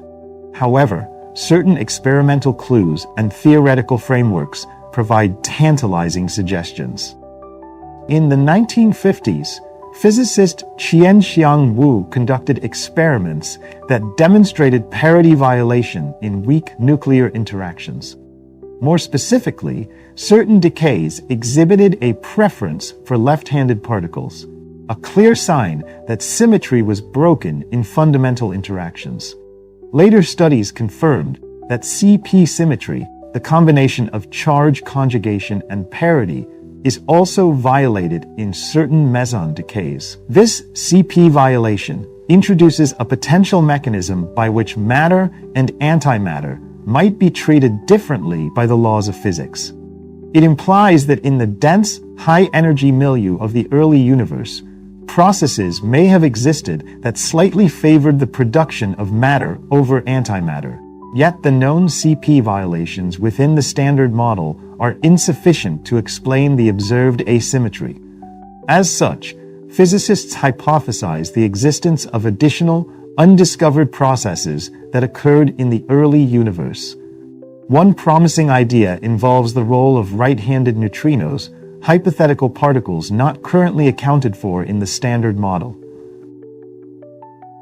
All neutrinos observed to date are left-handed, while antineutrinos are right-handed. The absence of right-handed neutrinos and left-handed antineutrinos may suggest a deeper asymmetry. Some models propose that in the high-energy conditions of the early universe, heavy right-handed neutrinos decayed preferentially into matter, thus seeding the imbalance. This theory, known as leptogenesis, links the mystery of neutrino mass with the origin of matter. Though elegant, it remains unconfirmed. Experiments at neutrino observatories such as Dune and Hyper-Kamiokande may eventually provide clues. But for now, the origin of the matter-antimatter asymmetry remains one of the greatest unsolved problems in physics. A universe balanced on a razor's edge. By the end of the first millionth of a second, the universe had already undergone profound transformations. It had transitioned from a seething quantum plasma into a cosmos populated by protons, neutrons, and photons. The Higgs field had bestowed mass, the strong force had forged hadrons, the weak force had tipped the balance between particles, and amidst it all, the fine-tuned values of nature's constants had enabled just enough asymmetry to allow structure to form. Had any of these values been different, even slightly, we would not be here to ponder them. A slightly heavier down quark? The neutron becomes favored, hydrogen vanishes, and chemistry fails. A slightly weaker electromagnetic force? Atoms fail to bind. A bit more antimatter? Everything annihilates. It is a universe balanced on a razor's edge, calibrated not for simplicity, but for becoming. Neutrinos and primordial black holes, the first second. When we gaze into the most distant reaches of the observable universe, the light that reaches us carries with it the echoes of ancient, dramatic processes that took place billions of years ago. Among the myriad signals embedded in this cosmic light are traces of both the most elusive and the most extreme phenomena the cosmos has to offer, neutrinos and black holes. In particular, the first second after the Big Bang stands as one of the most profound periods in cosmic history, where these two contrasting but equally enigmatic entities began to shape the universe in subtle and far-reaching ways. One is a near-massless particle that almost never interacts with anything, while the other is a gravitational behemoth that consumes all that comes near. Yet both have their roots in the early conditions of our universe.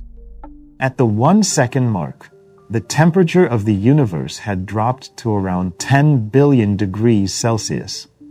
This might sound inconceivably hot by everyday standards, but it represented a substantial cooling from earlier epochs, where energies exceeded those of the most powerful particle accelerators by many orders of magnitude.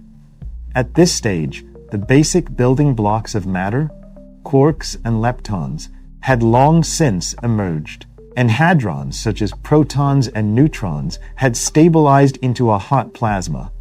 The Higgs field had already endowed particles with mass. The four fundamental forces, strong nuclear, weak nuclear, electromagnetism, and gravity, had become distinct and were now operating in their current forms, albeit within conditions so energetic that their familiar behaviors were distorted. This first second is pivotal because it marks a boundary between eras of theoretical speculation and eras accessible to observational and experimental physics. For most of what occurred before this time, we rely on mathematical extrapolations, high-energy physics, and theoretical frameworks such as quantum gravity and string theory. But from this point forward, we begin to observe phenomena such as the cosmic neutrino background and gravitational imprints of primordial black holes that are, in principle, detectable and testable. Neutrinos, among the earliest particles to decouple from the rest of the matter-energy soup, emerged as one of the first cosmic messengers.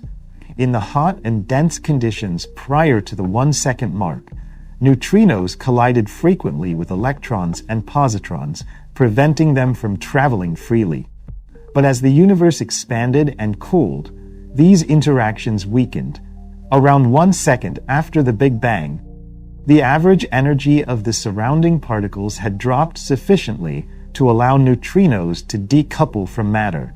From that moment onward, these ghost-like particles began to stream freely across the cosmos, barely interacting with anything, leaving a subtle yet persistent signature known as the cosmic neutrino background. Although this background has not yet been directly observed, owing to the incredible difficulty of detecting low-energy, non-interacting neutrinos, it is a necessary component of our cosmological models. Its indirect effects have been inferred from patterns in the cosmic microwave background and the distribution of galaxies. If we ever develop the technology to detect the CNUB directly, it would extend our observational reach by nearly 380,000 years, providing a glimpse into a time otherwise invisible to us. Modern neutrino observatories, such as IceCube in Antarctica and Super Kamiokande in Japan, are engineered to detect higher energy neutrinos from distant astrophysical events. These instruments are marvels of engineering, utilizing massive volumes of matter, ice, water, or other dense materials to capture the fleeting signatures of a passing neutrino. By studying the paths of Cherenkov radiation, created when neutrinos interact with atomic nuclei, scientists can reconstruct the neutrino's origin, energy, and flavor. These tools have already enabled the birth of neutrino astronomy, allowing researchers to study supernovae, gamma-ray bursts, and even the energetic cores of galaxies. Yet these modern detections pale in comparison to what is needed to observe the relic neutrinos of the early universe. With an estimated number density of just 300 per cubic centimeter and incredibly low energy, detecting the C neutrino would require instruments 1 billion times more sensitive than kind ones. Projects such as Ptolemy are taking the first tentative steps in this direction, and future technological breakthroughs may eventually reveal this long silent chorus of the universe's birth. While neutrinos slipped away from the early universe with barely a trace, another entity may have taken a far more dramatic role: primordial black holes. These objects are not the result of stellar collapse, but are instead thought to have formed directly from the high-density fluctuations of the early universe. In the first second after the Big Bang, The energy density of the universe was so extreme that tiny quantum fluctuations, magnified by cosmic inflation, could have created regions of slightly higher than average mass density. If these overdensities were sufficient to overcome internal pressure and the outward momentum of cosmic expansion, they would have collapsed directly into black holes. Stephen Hawking was one of the first to explore this idea in depth.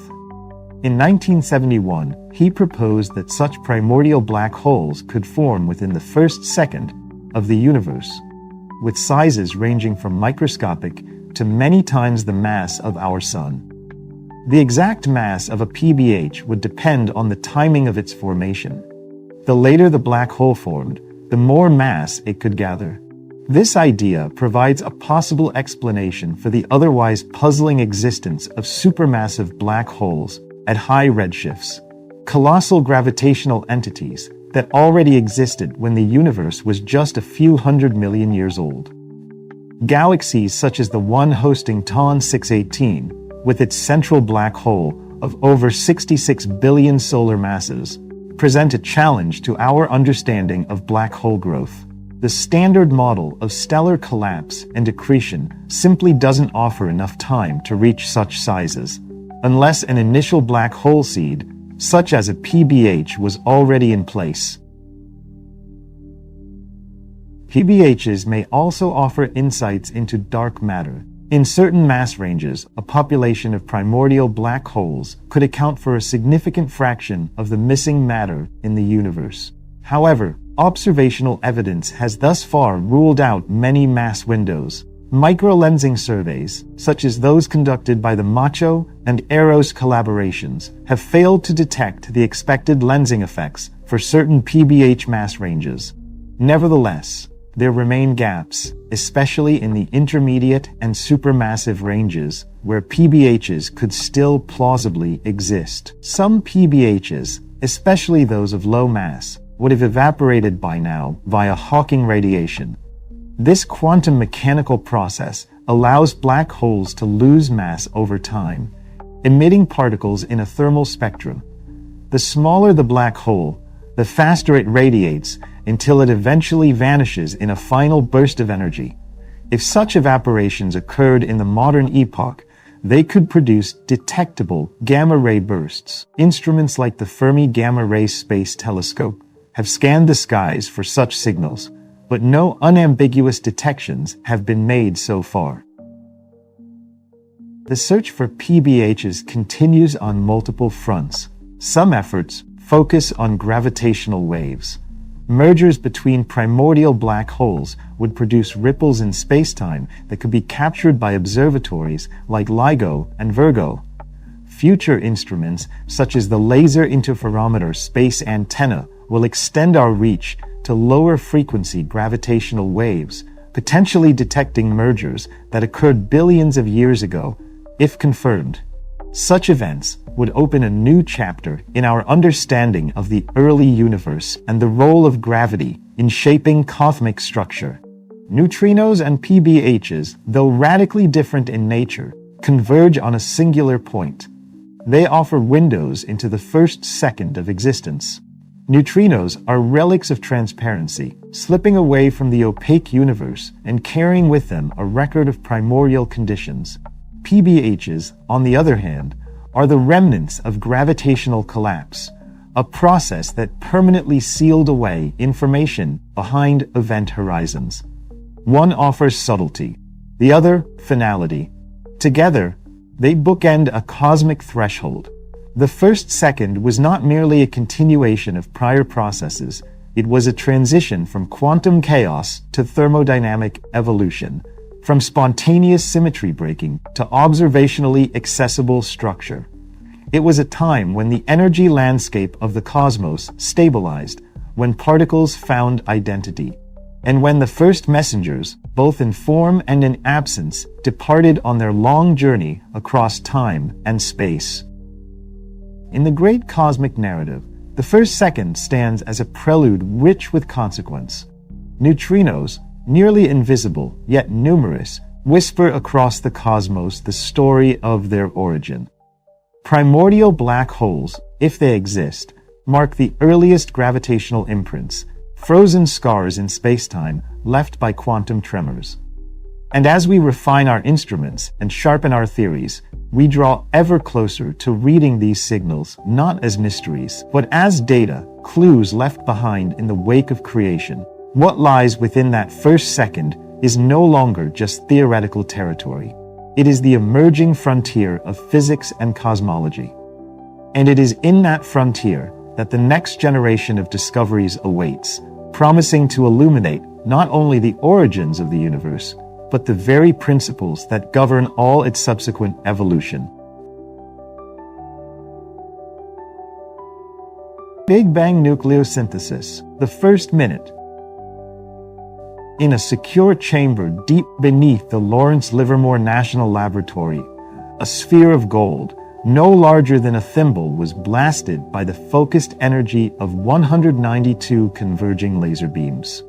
In less than a fraction of a second, the inside of that golden cylinder reached a temperature hotter than the surface of the sun. Under the weight of that energy, a pellet of hydrogen isotopes, deuterium and tritium, was imploded, squeezed to a density and pressure reminiscent of stellar cores. And for the first time in human history, a self-sustaining fusion reaction occurred in a laboratory that released more energy than it consumed. It was a triumph nearly 7 decades in the making, but nature had mastered this process long ago, not in a lab, nor even in a star, but within the first minute of time itself. Before the first stars blinked into existence, before galaxies began their dance across the expanding void, the newborn universe was already hard at work in its role as an alchemist. In the inferno of its first moments, it forged the elements, hydrogen and helium above all, that would one day become the fuel of stars, the backbone of chemistry, and the substrate for life. And it did so, not in centuries or millennia, but in a window that spanned less than 20 minutes. In the earliest moments, the universe was too hot, too dense, and too violent for anything stable to exist. Quarks, the building blocks of protons and neutrons, swam freely in a quark-gluon plasma, colliding and ricocheting at nearly the speed of light. But as expansion gradually cooled the cosmic soup, these quarks began to bind into the first baryons, protons and neutrons. That process alone was an enormous leap in structural complexity. For the first time, the universe had matter, not merely as fleeting energy fluctuations, but as particles with identity and permanence. Yet forming these hadrons was only the beginning. What mattered next was how they would combine. And it was here that the universe began the delicate process of nucleosynthesis, the creation of atomic nuclei from the raw materials of protons and neutrons. This did not happen instantly, though protons and neutrons were abundant, and the strong nuclear force was capable of binding them together. The early universe was not yet ready. Temperatures were still too high, and the ocean of photons that permeated all of space was too energetic. Whenever two nucleons did manage to form a nucleus, say a deuteron made of one proton and one neutron, it was almost immediately blasted apart by an oncoming photon. The density of high-energy radiation was so overwhelming that for every baryon, there were over 1 billion photons. No matter how often particles fused, they were quickly undone. This period of frustration is known to physicists as the deuterium bottleneck. Deuterium, the isotope of hydrogen with one proton and one neutron, is a necessary intermediary in the formation of helium and other light elements. Without stable deuterium, the synthesis chain could not proceed. And so, for the first 3 minutes of cosmic time, despite the abundance of matter and the strength of the strong force, the creation of heavier nuclei was held back by the sheer energetic chaos of the early universe. But the cosmos was cooling, Second by second, as space expanded, the average temperature dropped. When it finally reached around 1 billion Kelvin, something changed. The photons, though still plentiful, no longer had the energy to consistently photodisintegrate deuterium. The bottleneck broke. Suddenly, deuterium nuclei could survive long enough to participate in further reactions. This small shift, almost imperceptible in the tumult of creation, triggered a chain reaction that altered the fate of the universe. Once stable deuterium existed, the floodgates opened. Deuterium fused with protons to form helium-3, or with other deuterons to form helium-4, which includes 2 protons and 2 neutrons, and is one of the most stable nuclei in the universe. Other pathways created trace amounts of tritium, lithium, and even beryllium. But the window was short. As the universe continued to expand and cool, these reactions became less frequent.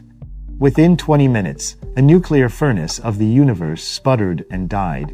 The energy required to sustain fusion reactions dropped below the threshold, and the cosmos moved on. Yet in that brief interval, it accomplished something profound. By the time nucleosynthesis ended, the universe was composed of roughly 75% hydrogen and 25% helium by mass, with tiny traces of deuterium, helium-3, and lithium-7. The rest, carbon, oxygen, nitrogen, iron, and the 90 other naturally occurring elements, would have to wait for the lives and deaths of stars to be born. But the foundation had been laid. The ingredients were present: the fuel for stars, the medium for chemistry, and the seeds for complexity had all been forged. What is remarkable about this process is how well we understand it. Through nuclear physics and thermodynamic modeling, cosmologists can predict with exquisite accuracy the abundances of the light elements. And when these predictions are compared with the observed composition of the oldest stars and the interstellar medium, the match is astonishing. The helium fraction, for instance, remains nearly identical to that calculated from the conditions of the early universe, despite the passage of nearly 14 billion years. This consistency is one of the most compelling confirmations of the Big Bang theory. Yet the success of Big Bang nucleosynthesis is not merely in its predictions, but in the way it reveals the delicacy of the universe's initial conditions. Had the neutron been only slightly heavier relative to the proton, more of them would have decayed before fusion began, resulting in less helium. Had the expansion rate of the universe been marginally different, the fusion window might have opened too early or too late, altering the entire balance of elements. The nuclear binding energies, the strength of the strong and electromagnetic forces, the photon to baryon ratio, all had to fall within narrow bands to permit the creation of a chemically rich universe. It is this fine-tuning that continues to inspire awe among cosmologists. If the density of matter had been even slightly higher, the reactions would have proceeded further, converting too much hydrogen into helium. Without sufficient hydrogen, stars like our Sun would never ignite. On the other hand, if the matter had been too diffuse, then deuterium formation might never have become efficient, and fusion would have stalled before helium emerged. Either way, a universe filled predominantly with inert hydrogen or overabundant helium would likely be sterile, without complex chemistry, without stars, and without observers. As it stands, the balance struck in those first minutes was extraordinary. When stars finally formed hundreds of millions of years later, they inherited this primordial composition. It is from this mixture that stellar fusion continued the cosmic transmutation, forging heavier elements in their cores and scattering them in supernovae. The carbon in our bodies, the calcium in our bones, the iron in our blood, all these came later, but the hydrogen in the water we drink, and much of the helium that gives stars their light, was born in the first breath of time. When researchers at the National Ignition Facility successfully created a net positive fusion reaction in 2022, they were celebrating not just a technological achievement, but a connection to the universe's deepest history. The deuterium and tritium they used, hydrogen isotopes produced in minute quantities on Earth, are the same isotopes formed in the Big Bang, suspended in the cosmic plasma over 13 billion years ago. In their implosion chamber, they echoed on a microscopic scale what the universe had once achieved effortlessly on a grand scale. There is something poetic in the idea that the fusion of two simple nuclei, a proton and a neutron, could be the gateway to everything. From the tiniest combination of matter emerges the potential for stars, for life, and for thought. And it all began not in the heart of a star, but in the first minute after the universe was born. But the end of nucleosynthesis did not mean the end of nuclear potential. Though the cosmic forge had cooled, it left behind a reservoir of energy-rich matter suspended in space, an elemental legacy awaiting the gravitational sculpting of stars. The universe, now composed of simple nuclei and a bath of photons and neutrinos, had begun to resemble the version we observe today in its broadest strokes, even though no stars yet twinkled and no atoms had yet formed. The primordial matter was still a hot, ionized plasma in which electrons had no stable orbits around nuclei. Light was scattered and absorbed constantly, trapped within a fog of charged particles. Transparency, and with it the release of the cosmic microwave background, would not arrive until hundreds of thousands of years later. Still, what occurred in those first few minutes had already determined much of what was to follow. The relative abundances of hydrogen and helium, the survival of deuterium, and the scarcity of lithium and beryllium were locked into place, encoded into the composition of the cosmos. These light elements would become the fuel of the first stars, the scaffolding upon which the next stage of nuclear evolution would build. Without them, the heavy elements forged later in stellar cores and supernovae, the building blocks of planets, oceans, and living beings, could never have come into being. And, remarkably, this entire phase of cosmic history unfolded without the presence of stars, galaxies, or any large-scale structure. Gravity had not yet drawn matter into dense clumps. The universe was still largely homogeneous, a nearly featureless expanse, save for minute quantum fluctuations in density. Seeds that inflation had magnified, and which would eventually become galaxies. But at this early stage, fusion did not require complexity or structure. It only needed temperature, time, and the right ratio of particles. The laws of physics, operating without intervention, carried out the synthesis that defined the material basis of the universe. The end of primordial nucleosynthesis arrived not with a sudden halt, but with a gradual decline in reaction rates as the universe continued to cool and expand. Temperatures fell below the threshold necessary for new nuclear interactions. Deuterium and helium could no longer combine into heavier elements. The densities were too low, the average energies insufficient. Lithium and beryllium, though formed in small quantities, were not produced in significant abundance. And so the nuclear furnace of the cosmos shut down after 20 minutes, leaving behind a universe now defined by persistence rather than change. From this point forward, chemistry would wait for atoms to form. Stars would wait for gravity to collapse matter. But the most fundamental step, the emergence of elements from subatomic chaos, had already occurred. When we look at the Sun and see its brilliant fusion reactions, we are witnessing a continuation of a process that began in the earliest epoch of cosmic time.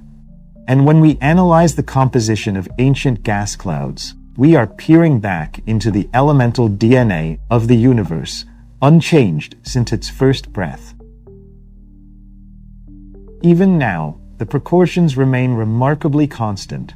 Observations of the oldest stars and the most pristine regions of interstellar space reveal the same 75 to 25 mass ratio of hydrogen to helium that the equations of Big Bang nucleosynthesis predict.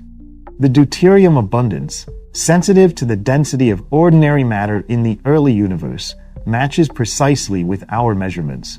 Lithium, slightly more uncertain, nevertheless lies within observational constraints. The success of these predictions, made decades before precise measurements were possible, stands as a triumph of theoretical cosmology, a bridge between the mathematics of particle physics and the visible structure of the universe. And perhaps most profoundly, this phase of nucleosynthesis is universal. It occurred everywhere at once. Unlike stellar fusion, which is confined to the hearts of stars and triggered by gravitational collapse, Big Bang nucleosynthesis was cosmological in scale. Every region of the universe experienced it. Every cubic meter of space was a crucible. It is for this reason that the light elements are so uniformly distributed across the cosmos, and why they serve as a fingerprint of the universe's infancy. Wherever we look, whether to ancient stars, to distant galaxies, or to the emptiest voids, we find the same elemental story written in hydrogen and helium. There is an elegant simplicity to this process. From an undifferentiated fireball governed by quantum uncertainty, the universe cooled, stabilized, and set in motion the sequence that would eventually lead to complexity. But in its first minute, it already achieved the transition from raw energy to structured matter. It built, from the most basic ingredients, the stable nuclei that would endure for billions of years. That this happened without intervention, without external guidance, purely through the interaction of forces and particles governed by universal constants, is a testament to the profound power and order inherent in the laws of physics. And so, we return to our laboratories, attempting with lasers and magnetic confinement to replicate what the universe accomplished in its infancy. Every fusion experiment, every probe of high-energy nuclear interactions, is a footnote in a story that began long before Earth existed. When we finally achieved net positive energy from fusion in the lab, we were not discovering something new. We were rediscovering the first triumph of matter, echoing the work the cosmos had already perfected in its first fiery breath. The first molecule, first 100,000 years. Life, in all its complexity and unpredictability, is ultimately a story of chemistry. It is the chemistry of molecules interacting, bonding, and transforming across time and space that underlies every biological function. And though life as we know it has only arisen on a single rocky planet orbiting a modest star in a quiet corner of the Milky Way, its chemical foundations may have been written in the stars long before Earth even existed.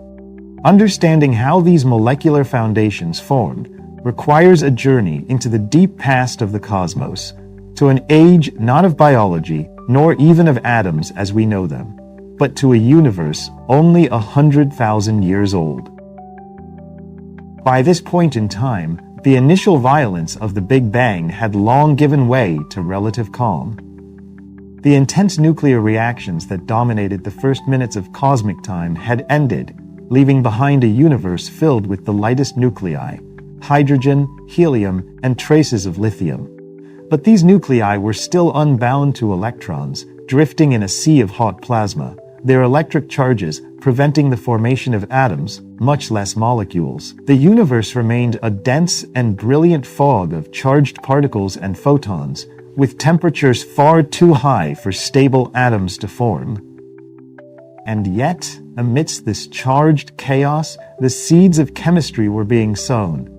As the cosmos continued to expand and cool, temperatures gradually fell toward a critical threshold. It was only once the average thermal energy of particles dropped below certain ionization potentials that electrons could begin to bind to nuclei, forming the first neutral atoms. Helium, with its uniquely high ionization energy and low reactivity, was the first to capture electrons, forming neutral helium atoms.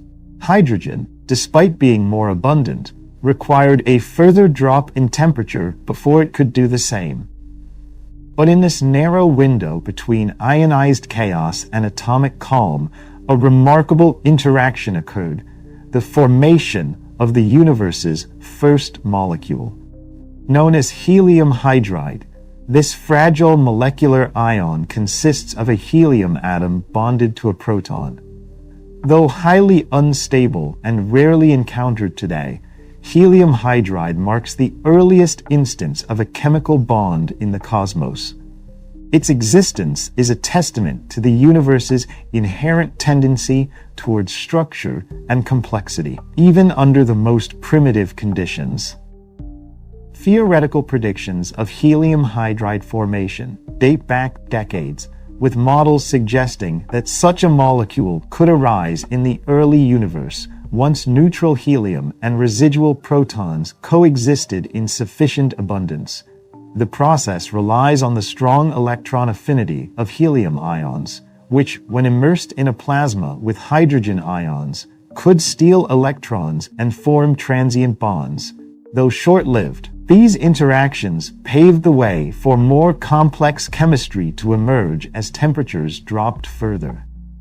The direct detection of helium hydride in space, however, proved to be an elusive goal. For many years, astronomers searched for its spectral signature without success. It wasn't until 2019 that researchers aboard the airborne Sophia Observatory, equipped with the Far Infrared Receiver GREAT, finally detected the molecule within the planetary nebula NGC 7027. This environment, with its hot, ionized gas and abundant ultraviolet radiation, mirrored in many ways the conditions of the early universe. The discovery confirmed that helium hydride could indeed form under natural cosmic conditions, validating decades of theoretical work and reinforcing our understanding of primordial chemistry. But while the molecule observed in NGC 7027 is not itself primordial, its formation mechanism strongly supports the idea that helium hydride would have been the universe's first molecule. The early cosmos, though lacking stars and planets, was replete with the ingredients and conditions necessary for such a bond to emerge. Once helium hydride appeared, it opened the door to additional molecular interactions. It could react with other protons, potentially leading to the formation of molecular hydrogen ions, and eventually to neutral hydrogen molecules as cooling continued. These simple reactions marked the beginning of a chemical evolution that would stretch across billions of years. Today, the field of astrochemistry reveals that the universe is far more chemically active than once believed. From clouds of interstellar gas to the icy shells of comets, complex organic molecules have been found in abundance. Aldehydes, alcohols, nitriles, and even amino acids have been detected in meteorites and interstellar space. These findings suggest that the precursors of life's essential molecules may not have formed exclusively on Earth, but may have been seeded across space, delivered by comets, asteroids, or even interstellar dust. Supporting this notion are the discoveries made in meteorites such as the Murchison meteorite in Australia and the Tagish Lake meteorite in Canada. These space rocks contain not only amino acids, but also nucleobases, the very building blocks of DNA and RNA. The presence of these molecules in extraterrestrial material strongly indicates that complex organic chemistry was taking place long before Earth coalesced into a planet. The origins of life therefore, may lie not in a terrestrial primordial soup, but in a broader cosmic context. Yet it is essential to remember that the first step in this long chemical journey was the formation of the simplest possible molecule, helium hydride. Its creation marked the moment the universe shifted from a state of pure nuclear physics to one in which chemistry could take hold. Though it was a fleeting and unstable entity, helium hydride demonstrated that the universe was capable of forming bonds, of creating structure, of moving beyond chaos. From that point onward, as cooling continued, electrons settled into stable orbits around nuclei, atoms became abundant, and more complex molecules formed. Eventually, gravity gathered these atoms into stars, and within their hearts, fusion created heavier elements. The periodic table, once confined to 3 or 4 elements, expanded. Planetary systems emerged. Water condensed. Organic molecules assembled.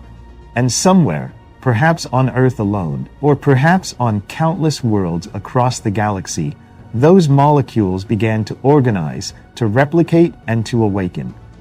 The first molecule of the universe was not part of life. It did not swim in a cell or replicate like DNA. But it was a beginning, a quiet, momentary link in a vast chain of becoming.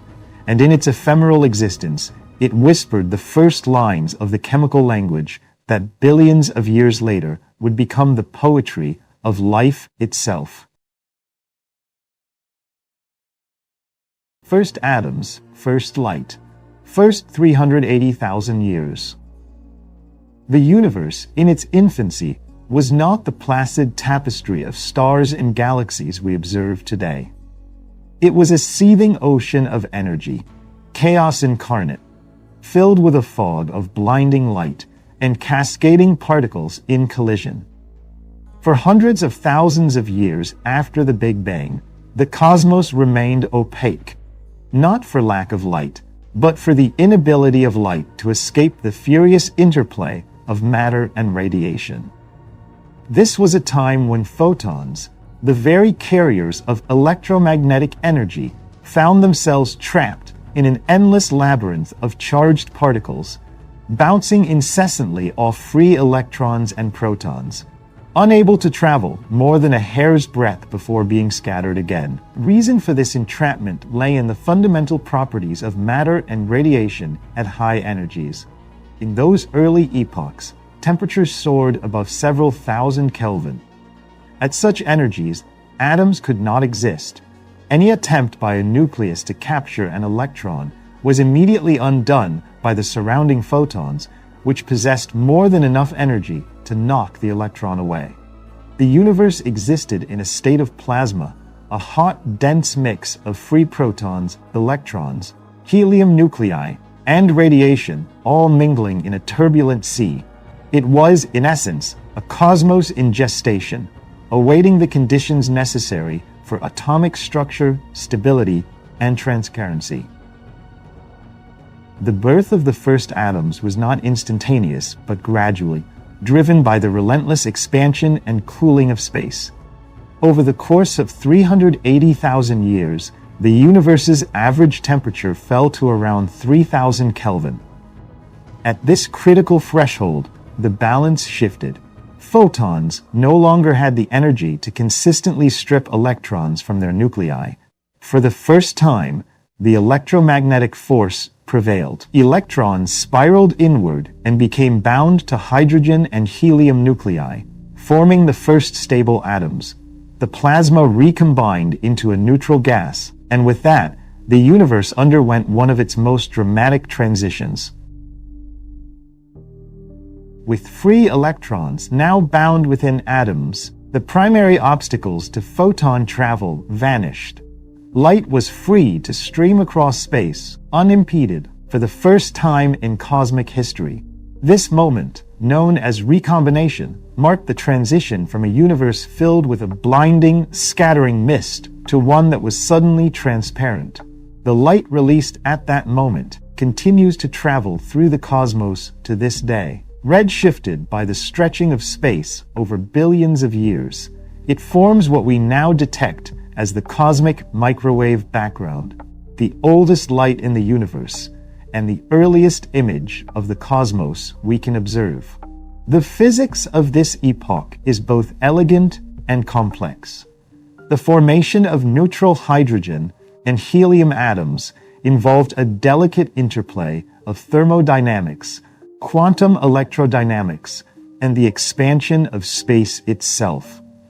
As temperatures dropped, electrons were captured into quantized orbits around nuclei, emitting photons in the process. These photons, too low in energy to reionize other atoms, accumulated as a relic radiation field. The process was statistically governed by the Saha equation, and later by the more precise Peebles model, which accounted for the finite rates of recombination and the density of the universe at the time. The release of the CMB was not merely a byproduct of recombination, but a cosmic revelation. It encoded in its slight anisotropies the primordial density fluctuations seeded during inflation. These tiny temperature differences, measured to be on the order of a few parts in 100,000, are the fingerprints of quantum perturbations inflated to macroscopic scales. Denser regions held slightly more matter, and over time, gravity amplified these overdensities, drawing in more mass and setting the stage for the formation of stars, galaxies, and the large-scale structure of the universe. The detection of the CMB stands among the most important empirical validations of the Big Bang model. In 1965, Arno Penzias and Robert Wilson, using a repurposed radio antenna in New Jersey, stumbled upon a persistent background hiss that pervaded the sky. After painstakingly eliminating every possible terrestrial source of the noise, including, famously, cleaning pigeon droppings from the antenna, they concluded that the signal was isotropic and universal. Unbeknownst to them, a team at Princeton University, led by Robert Dicke, had been preparing an experiment to detect precisely that signal, the thermal remnant of the universe's first light. Penzias and Wilson had found it first. Their discovery earned them the Nobel Prize and cemented the CMB as a pillar of observational cosmology. In the decades since, increasingly sophisticated instruments have mapped the CMB with stunning precision. NASA's COBE satellite first detected its anisotropies.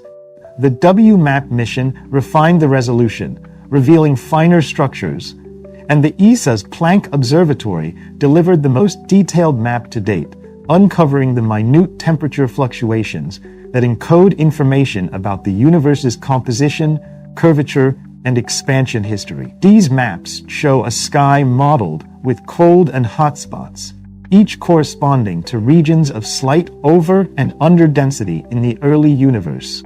But the story does not end with light. The primordial plasma before recombination was not only a medium for radiation, but also for sound. Pressure waves rippled through the dense photon-baryon fluid, driven by the tug-of-war between gravitational collapse and radiation pressure. These oscillations, known as baryon acoustic oscillations, traveled outward from initial density peaks like ripples on a pond. When recombination occurred, the medium changed. Photons decoupled and streamed freely, while baryonic matter was left behind, frozen in place at the wave fronts of these oscillations.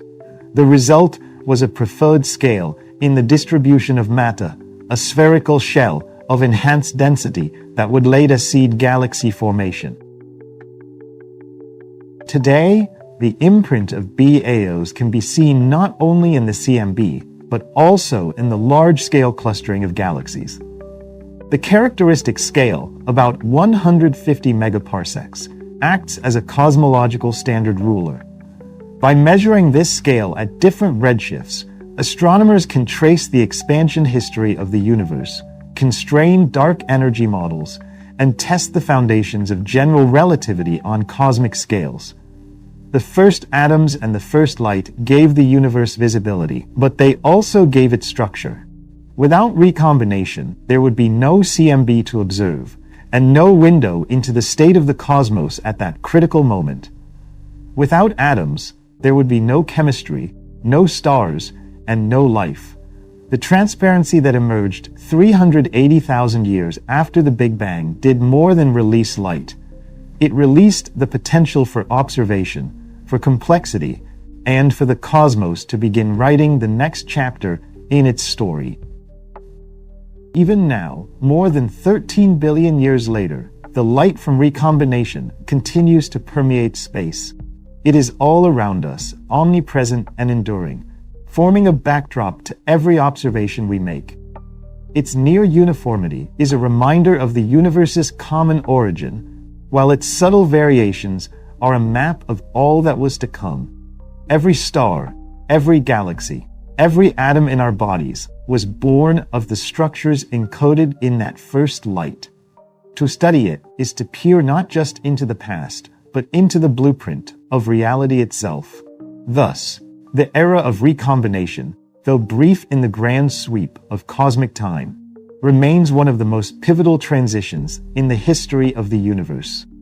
It marked the moment when the cosmos emerged from its veil, when radiation ceased to dominate matter, and when the universe, having taken its first breath, opened its eyes to the light.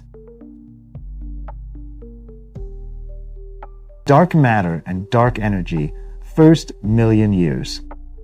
In the grand narrative of cosmic evolution, the first million years after the Big Bang may appear uneventful compared to the explosive birth of particles and the sudden emergence of light. And yet, it was during this seemingly quiet chapter in the history of the universe that some of the most mysterious and consequential agents of cosmic structure began to assert their influence. These agents, dark matter and dark energy, are invisible, intangible, and yet profoundly influential. Though we cannot see them directly, the fingerprints they leave upon the universe are unmistakable. After the release of the cosmic microwave background radiation, approximately 380,000 years post-Big Bang, the universe entered an era of darkness. Photons, no longer scattered by free electrons, could finally traverse the cosmos freely. But the universe had yet to produce a single star. It was an age of neutrality, filled with primordial hydrogen and helium atoms drifting silently in a vast and expanding sea of cooling space. But this serenity was deceptive. The seeds of structure were already in place. Gravitational imprints laid down by fluctuations in the early universe, amplified by an unseen force, dark matter. The evidence for dark matter's existence stretches back nearly a century to when Swiss astronomer Fritz Zwicky observed an oddity in the Coma cluster of galaxies. The galaxies were orbiting each other at velocities that defied the gravitational pull expected from their visible mass. Zwicky proposed that there must be some form of dunkle materie, dark matter, providing the extra gravitational glue. Though his suggestion was initially met with skepticism, further observations in the latter half of the 20th century solidified the case.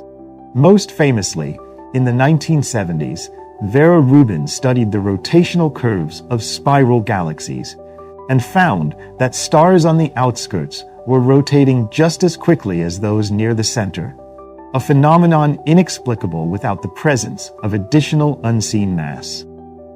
What is remarkable is that dark matter began shaping the universe long before galaxies even existed. In the aftermath of recombination, normal baryonic matter was too hot and diffuse to collapse under its own gravity. However, dark matter, unencumbered by interactions with radiation, began to clump together far earlier. It laid down the invisible scaffolding for the universe, forming dense knots and vast filaments that would guide the collapse of gas clouds into the first stars and galaxies. Baryonic matter fell into these gravitational wells, forming luminous structures in the shadows of their dark matter halos. Though we know dark matter dominates the mass budget of the universe, outweighing ordinary matter by a ratio of about 6 to 1, its precise nature remains elusive. Several hypotheses have been proposed. One posits that dark matter is composed of machos, black holes, neutron stars, or brown dwarfs that simply emit too little light to be seen. Another, more widely accepted theory is that dark matter consists of WIMPs, hypothetical particles that interact via gravity and possibly the weak nuclear force, but not with electromagnetism. Despite intense searches in particle accelerators and deep underground detectors, WIMPs have yet to be observed.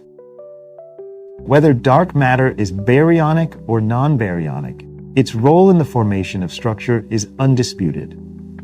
By the time the universe was 1 million years old, dark matter had already shaped the distribution of matter on the largest scales.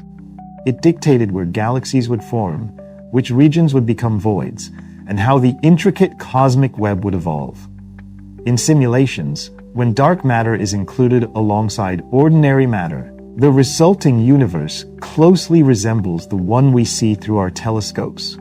Without it, the universe would be smoother, dimmer, and far less hospitable to complexity. Yet, dark matter is only part of the story.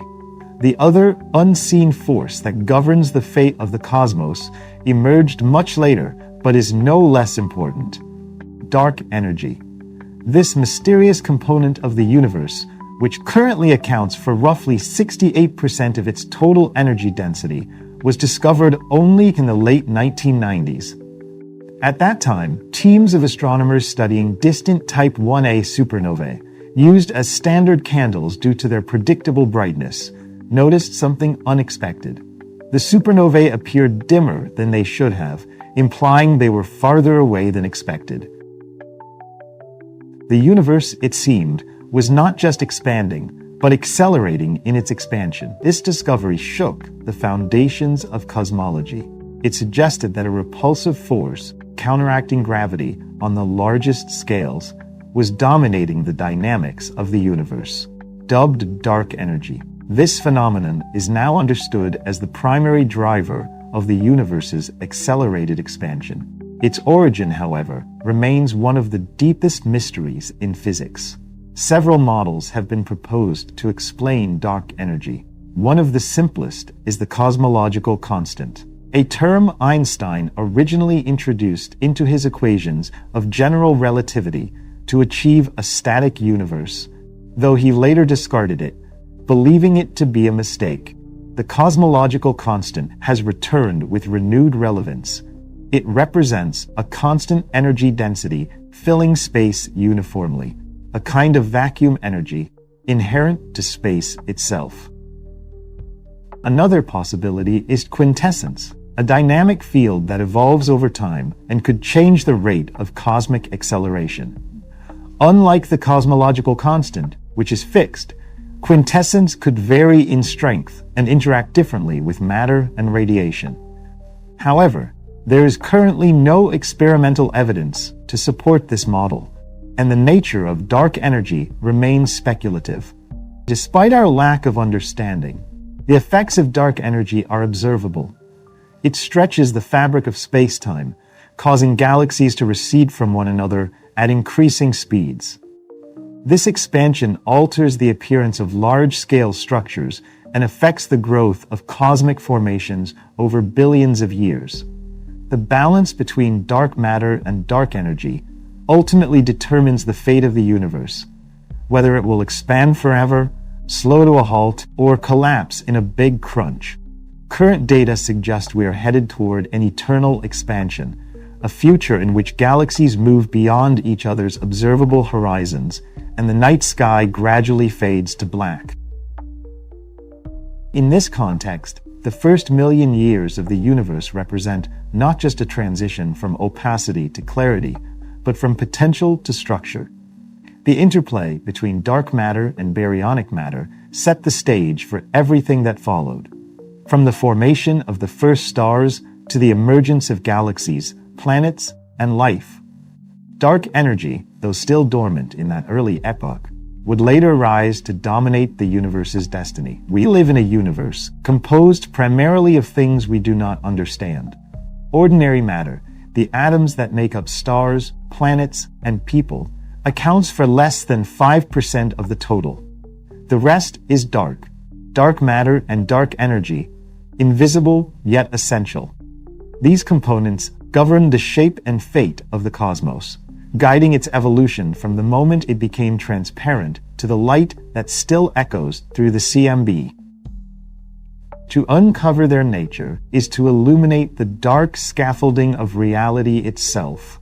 As our instruments grow more sensitive and our theories more refined, we inch closer to unveiling the secrets that shaped the universe in its infancy. The first million years were not an interlude, but a foundation. In that dark silence, the universe prepared its canvas, and in the unseen, it defined the visible.